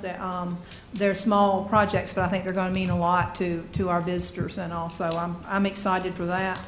And I did forget to pray, I'm sorry, for Bill Imfeld. He is in Hamburg, Germany, where I understand he can't fly out, he can't get by rail out, and he can't move by car. So, when I know it's going to get cool tonight, but when you think of Bill and say, thank God you're not in Hamburg, Germany. That it, Commissioner? Mr. Pridgeon? Nothing, Mr. Chairman. Okay, I have nothing to present. Got public comments. Is Miss Alicia Butler present? You don't look like it. Thank you very much, Commissioners. I'm here on behalf of, my name is Rick Helfin with the Seaside School and the Seaside School Foundation, and I'm here on behalf of the school to ask for road closure on March the 2nd. This is the 12th year we've done the Seaside School Half Marathon and 5K Run. We do have approval from the fire department and also the sheriff department. And I think Dee Dee's shaking her head. I think you have the permit. I just got back into town, so I'm not exactly sure, but I think you have the permits all ready to go. And I don't think I have to do a big speech about the half marathon, but we do bring in about 11,000 people, 45 states, 5 countries this year. The 5K sold out in less than a day. It sold out in 14 hours this year, and the half marathon has been sold out for over a month also. So it's very exciting. We're bringing a lot of new people into town, something the TDC looks for every year. About 8% of the people running the race are the first-time visitors into the beaches of South Walton. So we would respectfully ask for permission to close the road. Motion to approve. Second. Got a motion and a second. All in favor, say aye. Aye. Thank you. Opposed? Motion carries. Thank you, Commissioner. Is there any additional public comments? Dr. Riley?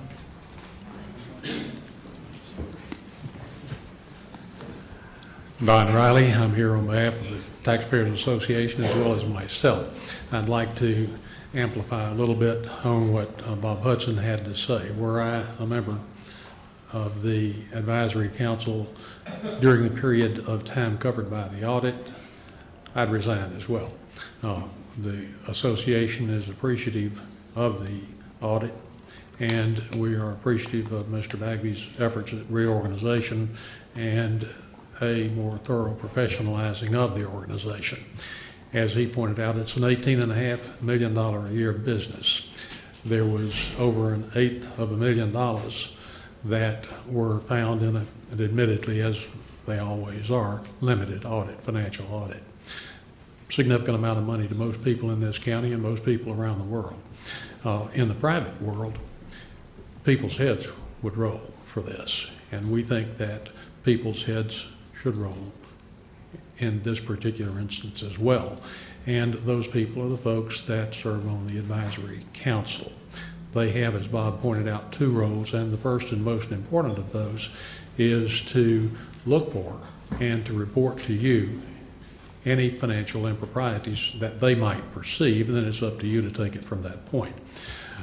While this is not the proper forum for a colloquy between me and you, I wonder how many of you have had any reports from that council, any one of those council members during that period of time or since that period of time that pertain to any of these improprieties which have been revealed in this particular audit.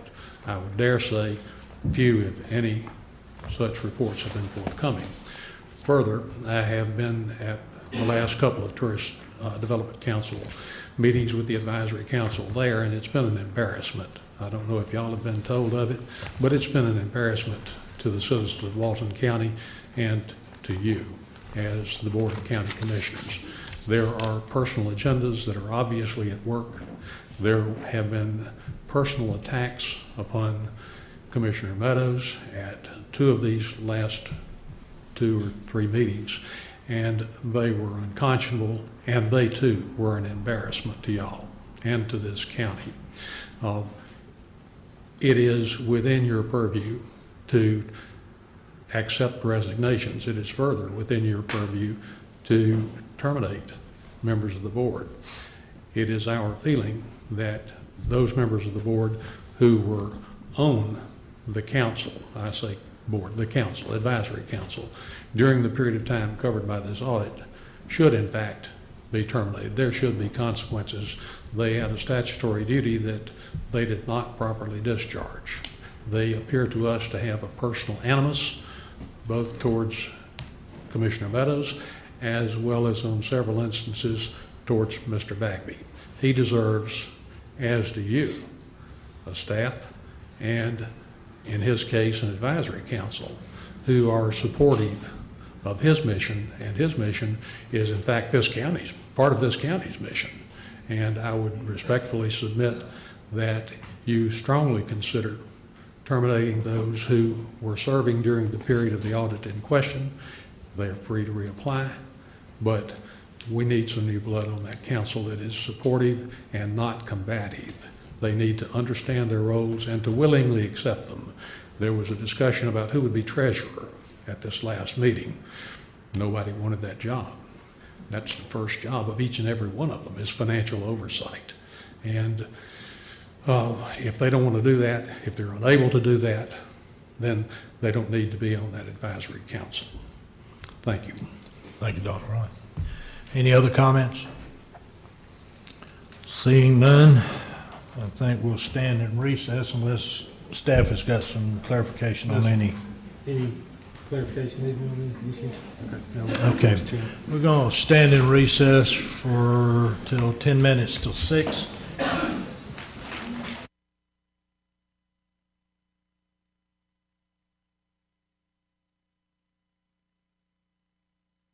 All right, Mr. Dyes, press on. Thank you, Mr. Chairman. We have the first item on the agenda is a legislative item. It is the 16 roadway functional classification map. We're requesting this be continued until the January 14, 2014 meeting. So moved. Second. Motion and a second. All in favor say aye. Aye. All opposed?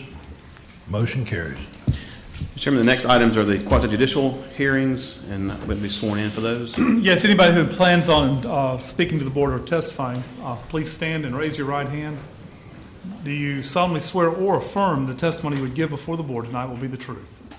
I do. Thank you. When you approach, would you say your name and that tell us that you have been sworn? Also, are there any objections to any of the notices that were produced for tonight's quasi-judicial hearings? Thank you. Commissioners, have you had any ex parte contacts regarding any item on the quasi-judicial docket? No. Hearing none, it's all yours, Mr. Dice. Thank you, Mr. Davis. Mr. Chairman, the first item on our agenda is number 2, the Bob Goldsby Small Scale Amendment 13-013. This is an amendment to the future land use map of 1.75 acres from coastal center to light industrial. The project manager is Brian Underwood. If you have any questions for Brian, he'd be glad to answer those. Any questions?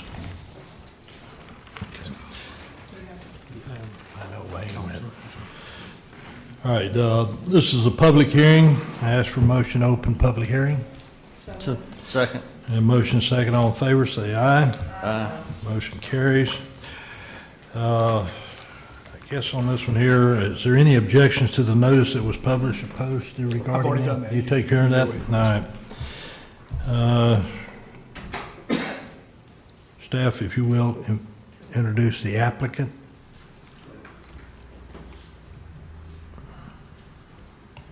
Yes, sir. The applicant is Bob Goldsby. We have Scott Jenkins here as the agent for the project.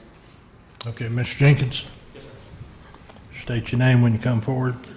Good evening. I'm Scott Jenkins with Jenkins Engineering. I'm here with Bob Goldsby representing a small-scale amendment application. Just to give you a quick overview of what the request is, it's a request to change 1.75 acres plus or minus from coastal center to a light industrial use. This is a very specific small-scale amendment request. What Mr. Goldsby plans on doing is some storage facilities there for document storage. And when we met with staff several months ago when we initially got started on this, that use was not a specific use that was allowed in coastal center. And so when we, after meeting with them several times, we went through an iteration of ideas, and finally really the only use, our future land use that would allow that specific commercial use was the light industrial use. We looked at different neighborhood commercials and things like that, but because they have specific criteria such as locational criteria and things like that and sizes, that this was really the only one that fit for the use. As you can see, this is the property that we're talking about right here. It's part of an old unrecorded commercial subdivision that's along Mac Bayou Road. The hospital is here. This is a DOT retention pond, and the fire station is just north of that.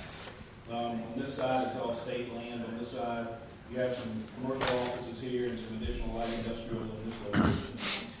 Just south of the property is about a 200-foot wide Gulf Power easement that runs here to here. What Mr. Goldsby plans on doing is basically a one-story climate-controlled facility for storage, just as we said. And again, this request is basically use-driven. Be happy to answer any questions that you guys may have. Any questions? Tell me again what surrounds it. To the south is a utility easement. It's about 200 feet wide, and then the hospital, the parking lot, things for the hospital there. To the north is a DOT big retention pond, a wet pond, and just north of there is the fire station, the county fire station, and on the other side of the street is state land, just undeveloped. Is there anybody present that wish to make a statement? Mr. Ogletree? Please state your name for the record. For the record, Alan Osborne. Yeah, I'd like to talk about what that map doesn't show. And what that map doesn't show is the majority of all the land around there is coastal center, part of the Sandestin coastal center designation for that area. And I don't think it's right to approve this. We're having a serious problem on Mac Bayou Road about traffic now, and that all was, we even paid to put in paths so people could get out of Mac Bayou, and there's bicycle paths and stuff that are going to come right in front of that facility. Coastal Center requires, there are commercial applications in Coastal Center that can be built, but this isn't one of them. And the reason it's not is because we designated a long time ago that we wanted this chunk of land to stay Coastal Center because it has requirements with it. I don't see how you can just suddenly just go, well, I don't know, we're just going to change this one area, but that whole road has already got enough grandfathered in it, we're having a serious traffic problem. Every day, people go up and down that road on those bike paths, and they're going to have, now you're going to have a facility that people are going to be turning in and out of for storage. I don't get it. What good is the flum if you can get an exception for everything? I just don't understand it, and I don't think you have a proper traffic study on Mac Bayou Road. You have a map that says that half of Sandestin can go out through the road that doesn't exist in there. You're going to have 760 homes plus the corner, the plat, as you go down through the S-curves of Mac Bayou Road, and you enter that, there's 2 or 3 unbuilt neighborhoods that have the possibility of having 200 more cars coming down that road. That road is dangerous right now. We don't need to approve anything that's going to bring light industrial use to it. What we need is enforcement of what we got. The traffic is a problem down there, and that's a safety issue to stick a light industrial use right in the middle of coastal center when in fact, it'll butt up to the bike path. I mean, I think that why did we spend money on a bike path for a coastal center area if we're going to give exception to it? I guess my only question, Mr. Osborne, to you, is do you think a facility like this would generate that much traffic? It depends on what they're storing in there. If it's hospital records, it could be in it every day that they send runners over there in and out of it. I'm not saying that this is a bad project for Walton County. I'm not saying it's engineered wrong. I'm saying we've got a coastal center map that includes that whole block for a reason, and there's already enough exceptions up and down that road, and you don't really have proper traffic studies to indicate, because if you give one person an exception for light industrial on that road, the next people are going to come in for a light industrial concrete plant. They probably won't, but I'm just using that as an example, and they're going to say, what are you talking about? We don't have to have a traffic study for that. They didn't have one. Why do we have to have one? There's a reason it's designated coastal center, and because we all agreed a long time at these workshops that that was the type of uses that we wanted in there. And people live on Mac Bayou Road for lack of, except for a few grandfather businesses that are down there about halfway. That is a neighborhood road. It leads to nothing but neighborhoods. There's no restaurants at the end of it. There's no golf course. There's nothing down there but homes. And you got kids riding up and down that bicycle path every day in traffic, just as fast as you can count them coming out of there. And you got to realize that that area is not even half built, not even half. So it goes back to the same problems we're having with other parts. You don't have a traffic study. Your current maps don't indicate the way traffic flows for real. In real life, that's how it flows. It all flows out that one road, and it all goes down the bicycle path. And you got a serious problem coming about approving stuff as exceptions to the rule. The rule is coastal center, and there's nobody presented anything that I know of in the package that I saw of why other things can't be built there. But to change it to light industrial is wrong, because it's not a light industrial area and never has been. Okay, thank you. Come on forward. Just one thing real quick, well, a couple things, I guess. One is that the proposed use that we're talking about doing is probably the least intensive traffic generator that you can have as a development. I mean, it would be less intensive than residential or the commercial office buildings that are across the street, or if traffic is a concern, that's actually probably one of the least intensive generators of traffic that you could have there. Secondly, as far as changing the use from coastal center, I mean, that's what this process is here for, is to come forward and ask for that. If there was a different future land use that could be designated that would allow the storage facility, we'd certainly be happy to take it instead of light industrial. But from meeting with staff and reviewing the code myself, I don't think there's one there that meets the criteria for this piece of property. And you know, that we would just ask that you consider that when you make your decision on this.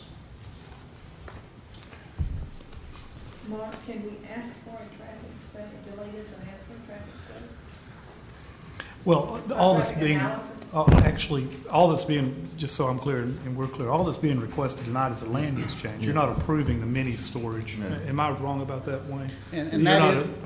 You're not approving the mini storage, so the short answer is no, you could not require a traffic study for the land use change. But once the development order comes back for the mini storage, then yes, there would be a required traffic study. Is that we actually provided a traffic study though with this request. Mr. Osborne. My point though is not what he addressed. My point is this: once you change, he's right, Mr. Davis. We're not having a use about what's going on there tonight. We're talking about changing the future land use maps. So once you've given one person light industrial, and when they come up through here and say, well, look, my storage building or my X whatever it is meets the light industrial requirements, you've opened Pandora's box. Every time that you change a chunk of that land from conservation, residential, or any other type of use, not just this use, it's gone forever. And you've granted other people down the road to change stuff that we know what these chunks of land are supposed to be, and Coastal Center has specific designation. That is the point, is you're changing the permission to do whatever down the road, and how are you going to tell other people no on this residential road? It's a residential road. Thank you. Any other comments? Did this go before the planning? I'm looking for it. It did. I did go for the Planning Commission. It was recommended for approval. Yeah. Mr. Chairman, if I could just add just a couple comments to this. As far as the traffic generation, I do agree with what the applicant has stated. When you look at light industrial compared to Coastal Center allows for restaurants, retail, things where they're really high traffic generators. I think the real issue to me is probably, because I think when you look at traffic, it'll be less under the proposed than it is under the existing if it were to develop. I think the compatibility issue, does this fit in the area, is probably the more salient question, I believe, in my opinion, because the transportation would likely be less. But if somebody gets that land change use right now, there's no guarantee that this mini storage is going to go in. Yeah, whatever's allowed under light industrial would be what we would be compelled to bring. Now, that would likely it'd be reviewed and thoroughly reviewed as far as the code goes and those kind of things. But if the use is allowed in light industrial, then that would be allowed to go there. You got those with you, Brian? I didn't bring them. Yeah, that I would agree. I would be, it's when you look at the map here on page 3 of 6, it's all either pink or shrimp color, whatever you want to call it. And I must be hungry. And when you put this light industrial, kind of plop it down in the middle of here, you're begging for the rest of these lots in here to go. I mean, if you approve one, you really couldn't deny the others. And I think that's the point of, once you start something like this, it's maybe not this particular project would be so bad. It's the fact that looks like to me there's a bunch of lots in here that could be, could request to go the same way. So, it doesn't look like it's particularly conducive to the neighborhood. Storage units, it's what could be put there under light industrial, I guess. Mr. Chairman, may I read a couple of the uses that Commissioner Commander requested for light industrial? Provides for areas containing single use or combination of uses such as offices, showrooms, warehouse, light assembly of or storage uses that do not generate noise, particulate matter, vibrations, odor, fumes, glare, or other hazards. That's kind of a summary of what's allowed in the light industrial. Any other comments? I would just add again, if there was an appropriate use that's different from light industrial, because I know that light industrial is kind of a scary term a lot of times. If there was something else, we would be happy to do it. I think that you guys would have the opportunity to deny other projects in the future based on compatibility if they weren't compatible with the area. So that's kind of how you control that when you have these broad land uses like this. But again, unfortunately, in this case, there's just not another option, and Mr. Goldsby kind of painted in the corner there for what he's requesting. Okay. Are many warehouses allowed in BMU? Yes.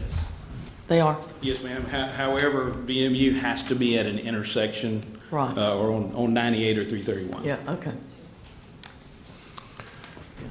Any other comments? Entertain a motion to close public hearing. So moved. Second. A motion second, all in favor, say aye. Aye. Opposed, motion carries. Okay, ask for a motion to either approve or deny the ordinance.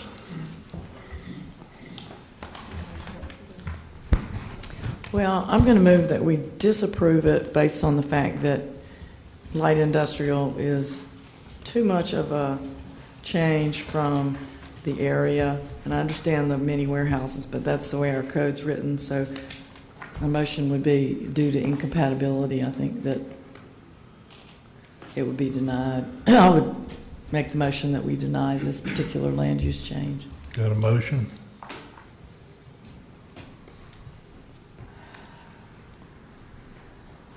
I'll second the motion. We have a motion, second. All in favor, say aye. Aye. 2. All opposed? Nay. You vote for it? I'm sorry. That'd be 3-1. So you voted against it for the I'm motion? good with that. Okay, 3-1.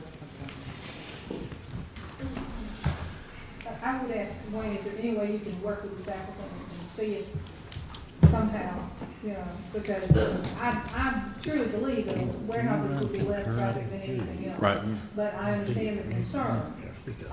Once you open the door, somebody has to put in, and it's hard to close that door and say, we tell the next person, well, we let him, we ain't gonna let you. Right. So, I would encourage to work with them to see if there's some solution that y'all could come up with. And Commissioner Commander, we'll be glad to work with Mr. Goolsby and Scott and see if we can't find some other solution that would meet their needs as well as meet the current coastal center or another compatible use that may be more appropriate. Okay. Mr. Dice. Mr. Chairman, number 3 on our agenda is another small-scale amendment submitted by Michael and Anna Dalton. It is a future land use map change of 0.50 acres going from conservation residential 2 to 1 to neighborhood commercial or a lesser intense category of neighborhood infill. Again, the applicants, Michael and Anna Dalton. The project planner for us is Vivian Schmel. If you have any questions for Vivian. Okay, this is a public hearing, and entertain a motion to open the public hearing. So moved. Second, who's got it? What? I'll second. Okay, we have a motion, second. Okay, we have a motion and a second. All in favor say aye. Aye. All opposed, motion carries. All right. Okay, do we have anybody here for the applicant? Vivian, I'm sorry, you with the applicant? If you will, come forward and state your name. Good evening, Mike Dalton. I have sworn in, and I don't know if I'm out of turn or not. Vivian needs to get before me, but this is a half an acre on Highway South 393. I've owned it since 1988. I've always had office space in it. I'm currently grandfathered in, and to my knowledge, I've never had a complaint of the business there, and I believe that we would prefer the neighborhood commercial. Okay. Vivian, Yes. you have anything to present to us? Do you have any questions? Is there any questions from the board? I think the neighborhood commercial land use category fits this small scale well. What are the main differences between neighborhood commercial and neighborhood infill? What's the main difference there? There, you get a little bit more floor area ratio with neighborhood commercial. You get 0.6, whereas infill you get 0.5. And neighborhood commercial actually has a little bit more criteria if somebody wanted to develop a restaurant with outdoor seating, those kinds of things. That has to go to the Board of County Commissioners for approval, whereas infill, it does not.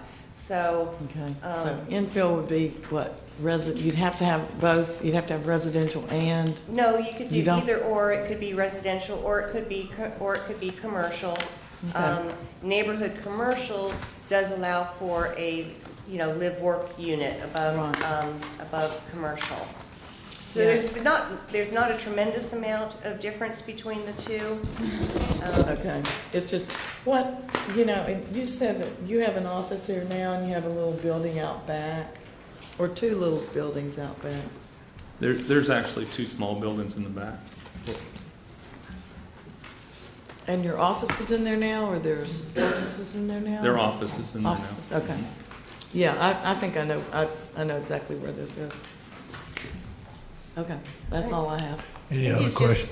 I'm sorry, go ahead. I think he's just trying to get it from being a non-conforming Grandfathered, yeah. use to a conforming use in an appropriate land use category. I don't plan on making any changes to it. I just want to, Sure. if I want to add on, or if I want to make some improvements, Mhm. then I can pull a building permit to do so. Okay. Any other questions? Any comments from the public concerning this project? Seeing none, I'll entertain a motion to close the public hearing. So, second. Got a motion second. All in favor say aye. Aye. Opposed? Motion carries. Make motion to approve the land use amendment to neighborhood commercial. Got a motion and a second. All in favor say aye. Aye. Aye. Opposed? Motion carries. Mr. Chairman, the next item on our agenda is number 4, another small-scale amendment submitted by Ute Tano of 0.2470 acres. The request is to change the land use from residential preservation to neighborhood commercial. And at the Planning Commission meeting, we discussed this at length, and I believe your staff report currently says that it's not consistent with the criteria. After looking at this and looking at the intersection, we feel like it is at the intersection, and so we feel like it would be consistent. Again, Vivian Chamel is the project planner. If you have any questions for her, she'd be glad to answer those as well. Okay, thank you. This is public hearing. That's for motion to open public hearing. Second. We got a motion and a second. All in favor say aye. Aye. Opposed? Motion carries. Okay, who's speaking? Vivian, you speaking on behalf of this one? I think I got it. Mr. Dalton ahead of you. Press on, please. I'm still learning. Quite all right. Yes, and actually, just to preface this, the next 3 small-scale amendments that you're going to hear are right next to each other, basically in the same location, south of 30A by Gulfview Heights subdivision, or in Gulfview Heights subdivision, and but they are all separate owners and they have separate intents on each of the properties, so they are separated as 3 separate small scales. So just to let you know that. The first one is the Tano small scale, and they were requesting to go from either neighborhood commercial or their lesser intense category of neighborhood infill. Based on the Planning Commission, we have determined that the small scale does meet the location criteria and is consistent with neighborhood commercial. The neighborhood infill would actually put a damper or a negative to the amendment, because currently our language says that there has to be a 250-foot buffer from residential preservation, and it does back up to residential preservation. So until that language is changed in our land development code, this would hamper any development projects that the applicants would want on the property. So neighborhood commercial is actually the appropriate category for this small scale. Okay, is staff's opinion changed from the summary that we got where that shows this is inconsistent? Yeah, it actually, I meant to change it. I changed it on the other small scales, and I just missed it. It was supposed to be, is consistent with the neighborhood commercial. Okay. Is consistent, okay. Yes, is consistent. Any other All questions? 3 of these are right in a row. Five. Yes. Not Yes, in this our is book, vacant. 5, 6, and 7. This one is vacant property, and their intent is to develop it as an office building. Okay, and it's actually lots 5, 6, and 7 as well. And it's 5, 6, and 7. Is anything else from Vivian? All right, thank you, Vivian. Is anybody here to speak on behalf of the applicant? Please come forward, state your name. I'm Joseph Allday with Allday Howe Engineering. I have been sworn in. I think Vivian's staff report and her statements tonight have basically covered everything. If y'all have any questions for me, I'm here. Any questions? See none. Is there any comments from the public? Motion to See none. public comments. Got a motion, a second. All in favor, say aye. Aye. Opposed, motion carries. Motion to approve. We have a motion to approve and a second. All in favor, say aye. Aye. Aye. Opposed? No, I'm sorry, Mr. Chairman, I feel longer. Are we going too fast? No, ma'am. Motion carried. Yeah, motion approved. Mr. Chairman, we're down to number 5 on the agenda, and as we mentioned earlier, these are all adjacent to one another, so I won't belabor the point, but this was a small-scale amendment submitted by Christopher Thomason of 0.73 acres, again, from RP to neighborhood commercial. And again, Vivian is present, but it is consistent. Okay, this is I'll need a motion to open public hearing. So moved. Motion is second. All in favor, say aye. Aye. Motion carries. Ms. Vivian? Yes, this one, the staff report is correct, and it does say that it is consistent. It is the same situation as the previous small scale. Thank you. Any questions? Any comments from the public? Seeing none, entertain a motion to close. Oh, excuse me. State your name, please, for the record. Sure, Kelly Klein. I'm a little bit confused because you're approving that it's going from residential preservation to neighborhood commercial or the lesser intense category of neighborhood infill. And I'd like to know which of those two categories and what the differences are. Thank you. Vivian?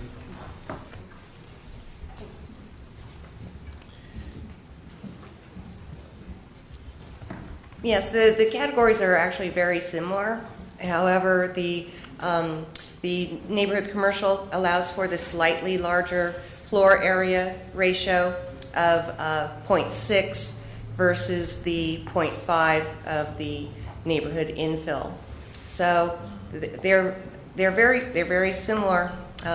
Just that there is additional criteria for the neighborhood commercial to meet for outdoor entertainment, restaurants with outdoor seating. So, like, does Klein have any more? That answer your question, ma'am? I understand the differences, 0.60 floor area versus 0.50 neighborhood for the infill, either or. So which is being approved tonight is my question. Oh, okay. Thank you. Yeah. What does the applicant ask for? Neighborhood commercial. Neighborhood commercial. Okay. Yeah. Any other comments? Seeing none. Second. I got a motion and a second. All in favor, say aye. Aye. Motion carries. Motion to approve the neighborhood commercial land use. Have a motion and a second. All in favor, say aye. Aye. All opposed? Motion carries. Chairman brings number 6 on the agenda. This is Happy's Place. Again, this is another project adjacent to these past two.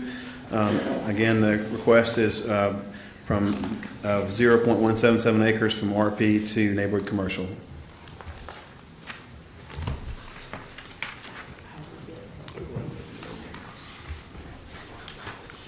Motion to open public hearing? Second. A motion and a second. All in favor, say aye. Aye. Motion carries. Okay, Ms. Vivian. The only difference with this small scale is that the property is already developed and known as Cafe Tango, and this would just allow them to become conforming versus non-conforming. And once again, the neighborhood commercial is the best fit. Okay. I'm sorry, it is Cafe Tango. Why is it listed as Happy's Place? That's the name of their corporation. Oh, okay. Okay, is anyone, I'm sorry, is anyone speak on behalf of the applicant? Happy Tango. Come forward, yes, come forward. food is really good last time I checked. Joseph Allday Howell Engineering, I have been sworn in. Again, I think Ms. Vivian's report has covered everything, if you guys have any questions. Any questions? Any public comments? Motion to close public comment. Second. We got a motion and a second. All in favor, say aye. Aye. Opposed? Motion carries. Bless you. Neighborhood. I bless you, I said. Oh, the second. I'll second. We got a motion and a second. All in favor, say aye. Aye. Motion carries. Mr. Chairman, it brings us to number 7 on the agenda, Peach Creek Phase 2A plat. We have a request to continue this project until the January 14th, 2014 meeting. So moved. Second. We got a motion and a second. All in favor, say aye. Aye. Motion carries. Mr. Chairman, brings us number 8 on the agenda. This is a project called Neighborhood Serving Commercial Sign Shop. It's a major development order submitted by Scott Jenkins with Jenkins Engineering. Brian Underwood's a project manager. I have him come up and give a brief presentation.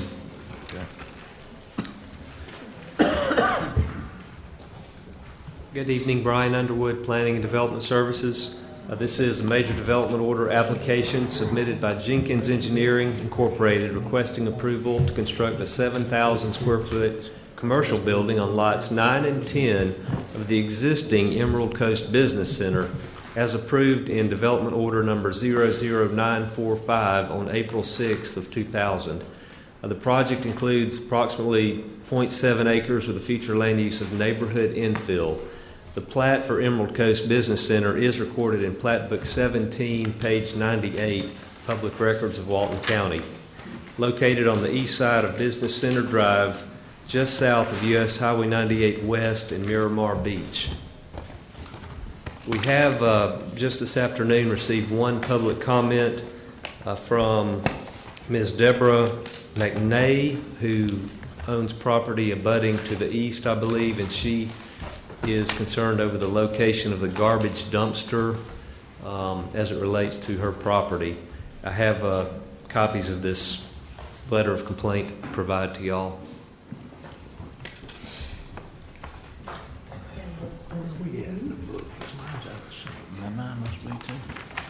Mr. Chairman, would you receive and accept this as an objector's exhibit, please? So moved.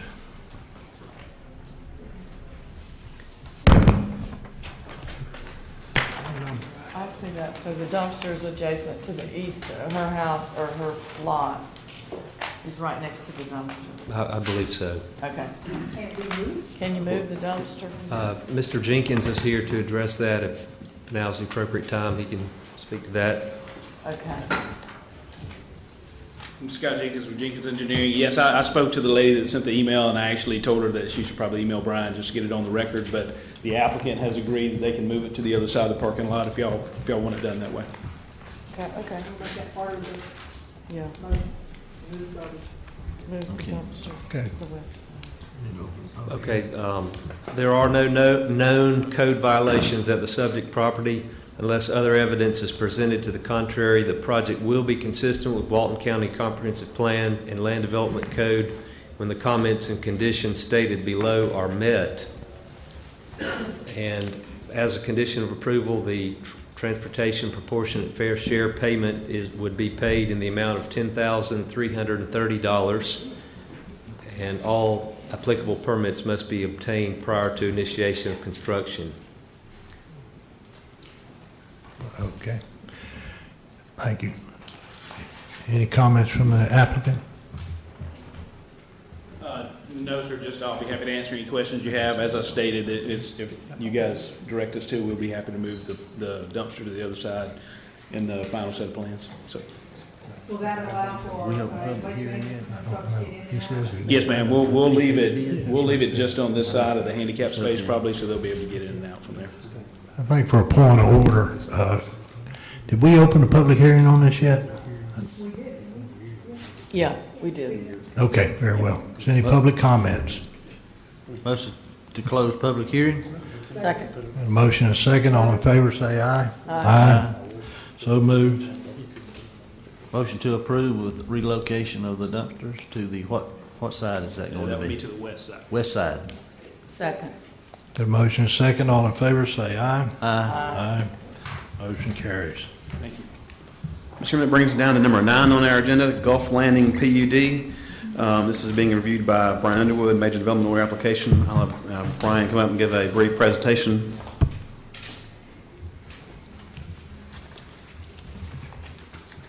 Yes, Brian Underwood, Planning and Development Services. This is a major development order application submitted by ECM requesting approval to construct a single-family residential subdivision containing a total of 8 lots. The project includes approximately 1.4 acres with a future land use of neighborhood infill. The property is located 600 feet north of the intersection of CR30A and Satinwood Drive on the west side of Satinwood Drive. We have had one public comment provided during the Planning Commission public hearing. Mrs. Lynn Stevenson, her property abuts this parcel to the north, and she spoke at the hearing on November 14th, and she has expressed some general concern regarding vehicle lights potentially shining into her house at night. The alleyway is oriented north and south, and her home is adjacent to the north. And the Planning Commission approval, conditions of approval, included a recommendation to have the owner either install a fence or plant a thicker landscape buffer on that northern periphery within the landscape buffer to address the vehicle lights. That's the only public comments we have received. You're talking vehicle lights? Yes, ma'am. Okay. I thought if it was light on pole, you can get directional. Cars like driving in at night and shining. Correct. And let's see, Mr. Patton, Planning Commissioner Patton, had a concern about the use of an exfiltration stormwater system because of the potential for failure of the system in the future.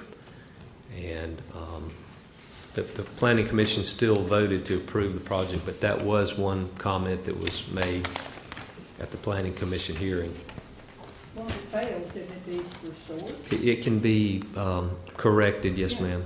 But are they disallowed? They're not disallowed. No, ma'am. I think the concern by Mr. Patton is that they could fail, they could be repaired, but with the small number of lots, apparently it's fairly costly to repair these.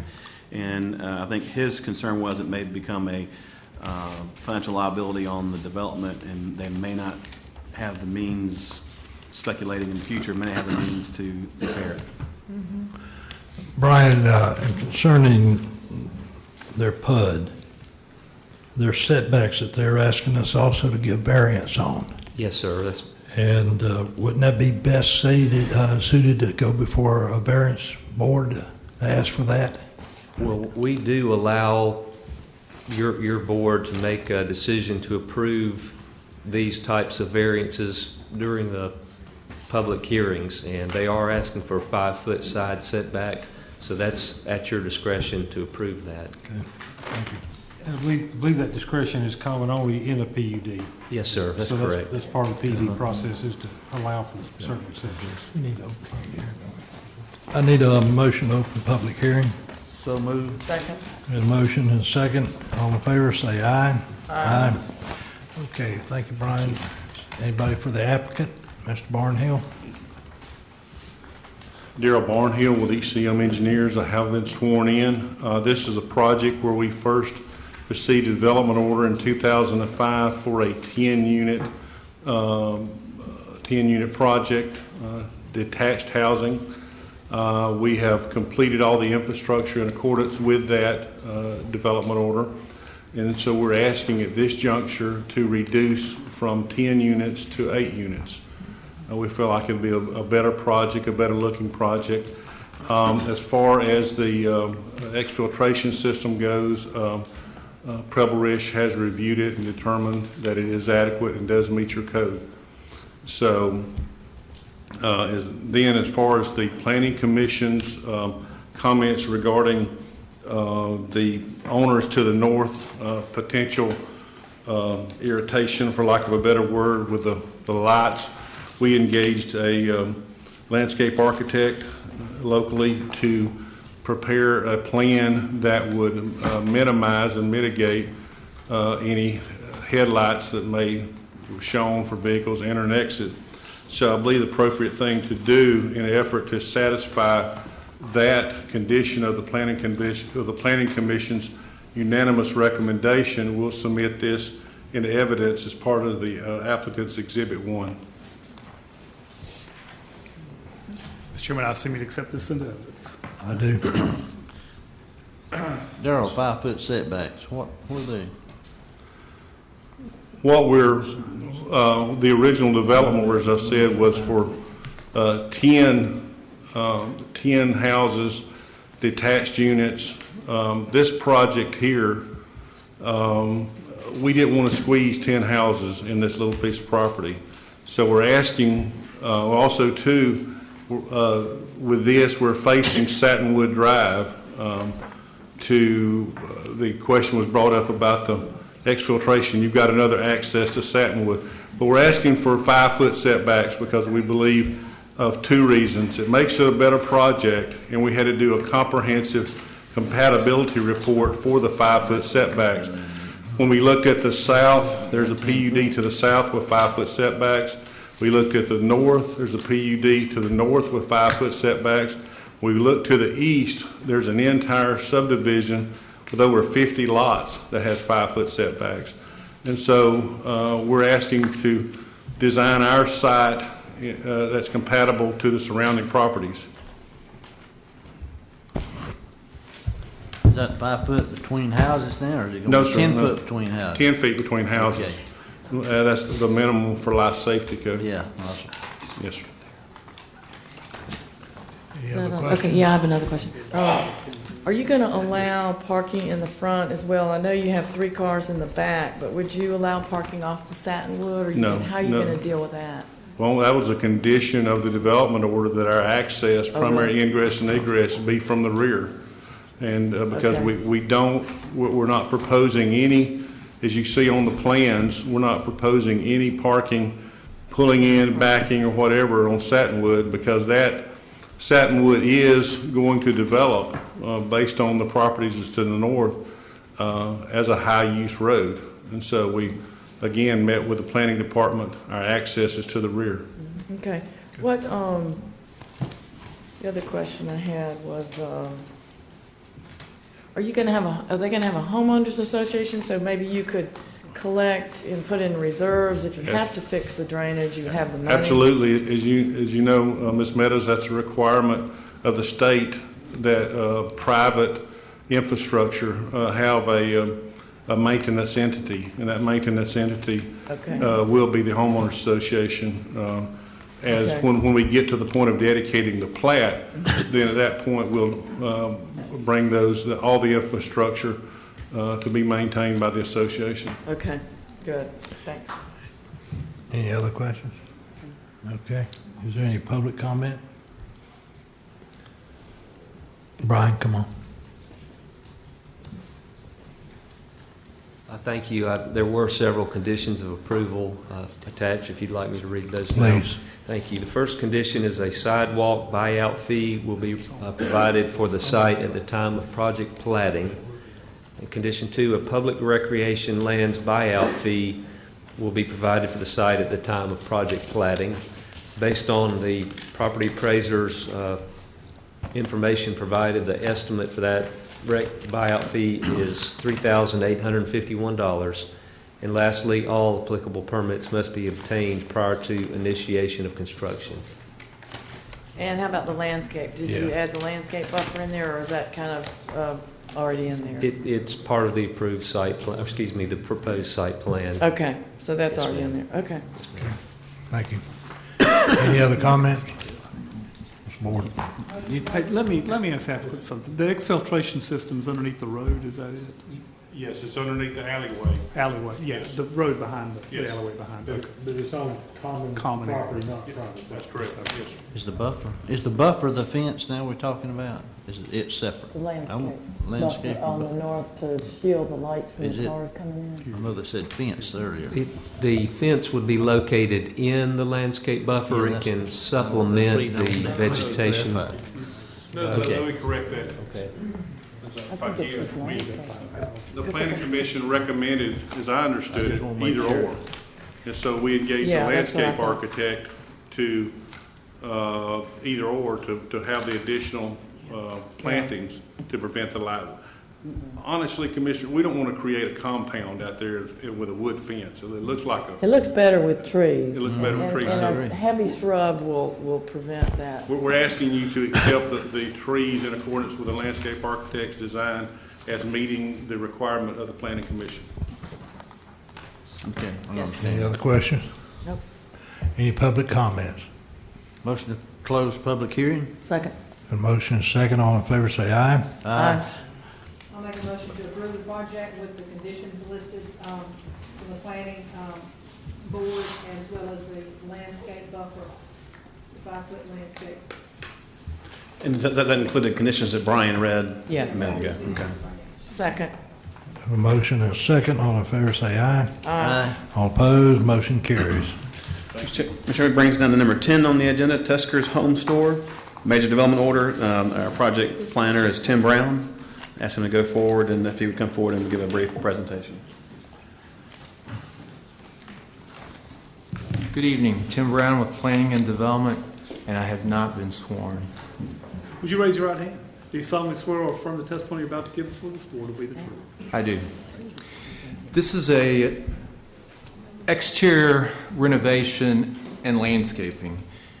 And the reason it's coming through the major process because it's in the Highway 98 scenic corridor, which requires any improvements to be a major development.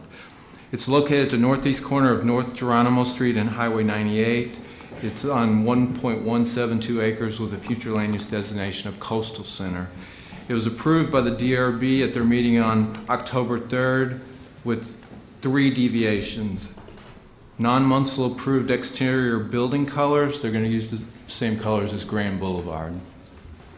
Sylvester palms in lieu of live oaks. Live oaks are required in the scenic corridor buffer, but they have overhead power lines, which isn't conducive to live oaks, so they got a deviation to allow the Sylvester palms because the code allows palms, but not these particular palms.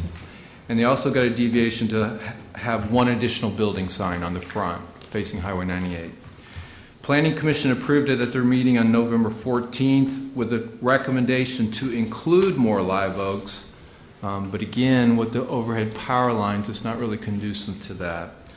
No conditions of approval. Like I say, it's just an exterior remodel. They want to make it look a lot like a Grand Boulevard. Okay, entertain a motion to open public hearing. So moved. Second. Motion and a second. All in favor say aye. Aye. Opposed, motion carries. Does the applicant wish to speak? But it's pretty straightforward. I'm Bart Manning. Just wanted to let you know I'm available if you have any questions. This is the former Old Resort Interior Building. resort interior. Okay.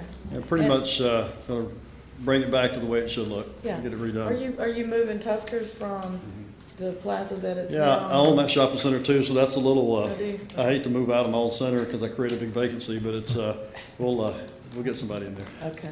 Okay. Good. Any public comments? Motion to close public hearing? Second. Got a motion and a second. All in favor say aye. Aye. Opposed, motion carries. I'll make a motion to approve the project with the conditions listed. So moved. Second? Got a motion and a second. All in favor say aye. Aye. Motion carries. Mr. Chairman, next item on the agenda is number 11, Dune Crossing plat. This is a plat application submitted by Emerald Coast on 1.14 acres. It's a neighborhood infill, and I believe it's, and Tim Whaley's the project planner. If you have any questions, he'll be glad to answer those questions for you. Okay. Need a motion to open. Motion to open public hearings? Got a motion and a second. All in favor say aye. Aye. Opposed, motion carries. Tim, you got anything you want to say?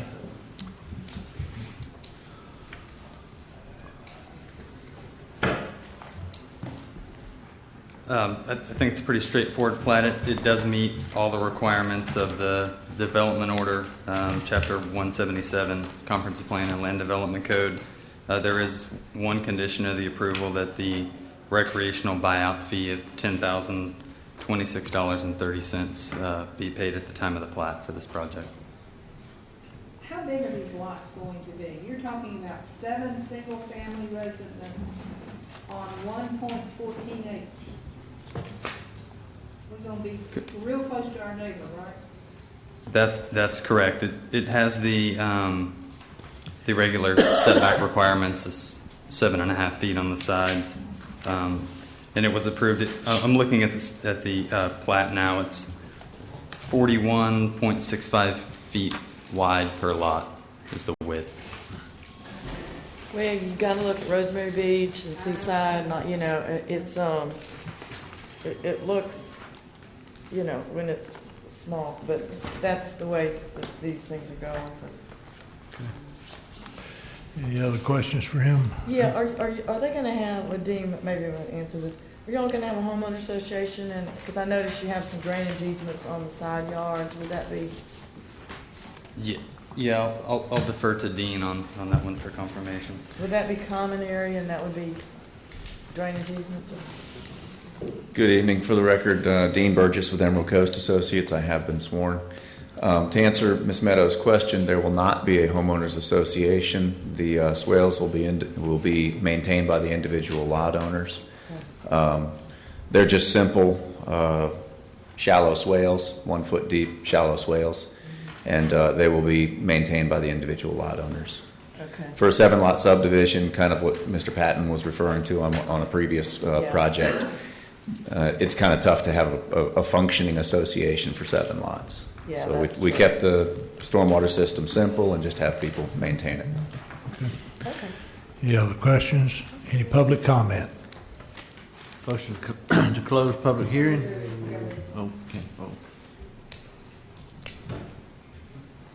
Just kind of curious as to the parking plan for this community. State your name, please. I'm sorry, Kelly Klein. Thank you. Okay. Have you been sworn, Ms. Klein? Pardon? Have you been sworn? Did you get sworn in? No, public comments? Just raise your right hand. I'm sorry. Do you solemnly swear or affirm the testimony you will give I before do. this board will be the truth? Okay. Okay, go ahead, ma'am. Kelly Klein. I was curious as to the parking plan for the community. I know that South Spooky Lane is across the street from this community, so there is public beach access where they can walk to the beach, so I'm not real concerned about cars getting to the beach. But how about for the neighborhood itself, because it is rather tight? Thank you. Any other comments? Just in a brief response to the comment. During the course of the project review that was evaluated, we do have standard setbacks, including front setbacks. So there'll be parking available in the setbacks, and also these homes very likely will be elevated with parking underneath the structure as well, pile-supported structure. Okay. Any other comments? Motion to close public hearing? Second. Got a motion and a second. All in favor say aye. Aye. Motion carries. Commissioners, on plats, it's a better practice to not only accept the plat, but also accept the dedication. See if the motion would say both. Okay. Entertain a motion. Make a motion to accept the plat and the dedication. Second. Motion and a second. All in favor say aye. Aye. Motion carries. So that brings us down to number 12 on our agenda, Old Seagrove Beach, formerly known as Old Seagrove Village. This is, again, another plat application for 5 lots. Again, Tim Whaler's here to give you a brief overview if you need that.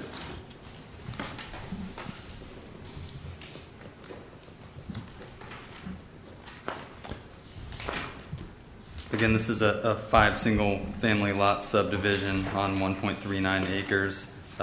It was reviewed by staff and meets the requirements of the development order, Florida Statute Chapter 177, Walton County Comprehensive Plan and Land Development Code. This project also is exercising the recreational fee buyout. For this project, that's $23,750. Any questions? Entertain a motion to open public hearing. I'm sorry. Yeah, I'm asking for a motion. So moved. Motion and a second. All in favor say aye. Aye. Motion carries. All right, the applicant have any comments? Again, Dean Burgess from Emerald Coast Associates, agent to the owner. We concur with Mr. Whaler's review of the project. We feel it meets Chapter 177 and ask that the board approve this plat. Let me ask you a question, Dean. You know, when we call the sheriff, or when we call, because I live to the west of here, in a place that we call Old Seagrove. So when we call the sheriff and the fire and everything, we always say, you know, they say, "Where do you live?" We say Old Seagrove. So the fact that this is named Old Seagrove is a little bit confusing. Would they? It's actually Old Seagrove Beach will be the name of the little subdivision. It lies within a portion of Old Seagrove. Seagrove Village. Oh, okay. And it was excluded from the plat, the original plat. I think Yeah. it was a phase 2, if I'm not mistaken. Yeah. Because it was too close to there was an old water well. And Right. you can't be within so many feet of a water well. That water well was decommissioned, and this piece of property could go forward.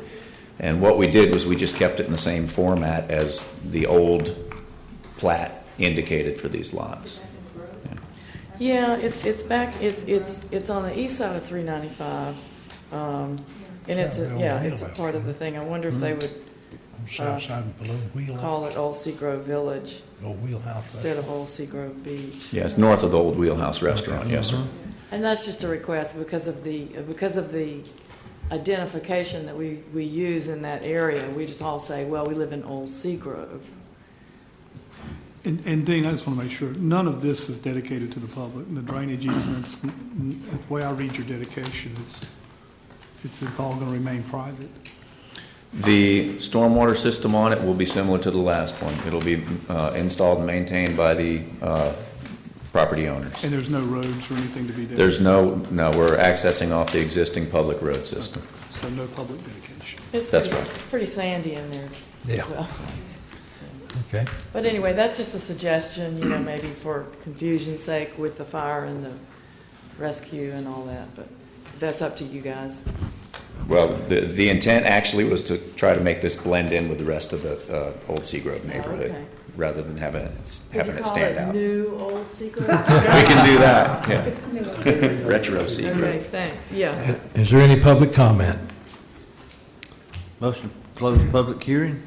Got a motion, a second. All in favor, say aye. Aye. Motion carries. Motion to approve the project. Second. Got a motion, a second. All in favor, say aye. Aye. Opposed? Motion carries.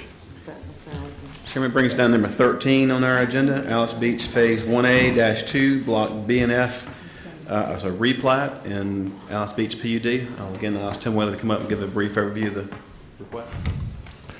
Need a motion to open the public hearing. So moved. Second. Got a motion, a second. All in favor, say aye. Aye.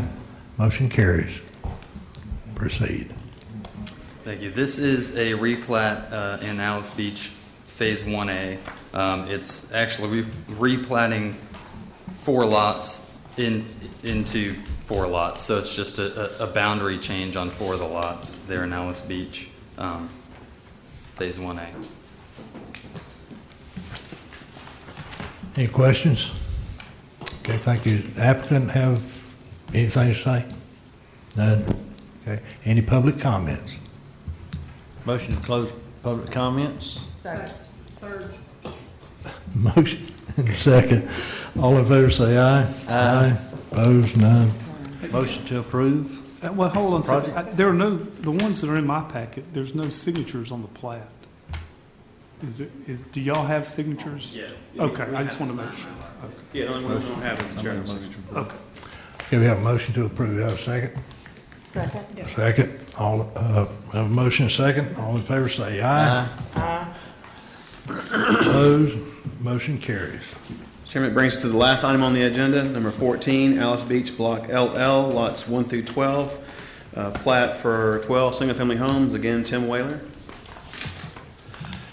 Entertain a motion to open public hearing. So moved. Second. A motion and a second. All in favor state aye.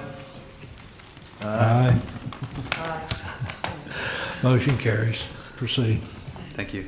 This is a 12-lot, single-family subdivision on 2.03 acres with the future land use of traditional neighborhood development in the Alice Beach PUD. It does meet the requirements of the development order, Florida Statute, Chapter 177, Walton County Comprehensive Plan, and Land Development Code. Any questions? Applicant wish to speak? Is there any public comments? Motion to close public hearing? Second. We have a motion and a second. All in favor, state aye. Aye. Opposed? Motion to carries. approve the project? Second. We have a motion and a second. All in favor, state aye. Aye. Motion carries. That concludes our agenda. Yes, sir. All right, motion to adjourn. Motion to adjourn. All right, so do it. You don't need a second.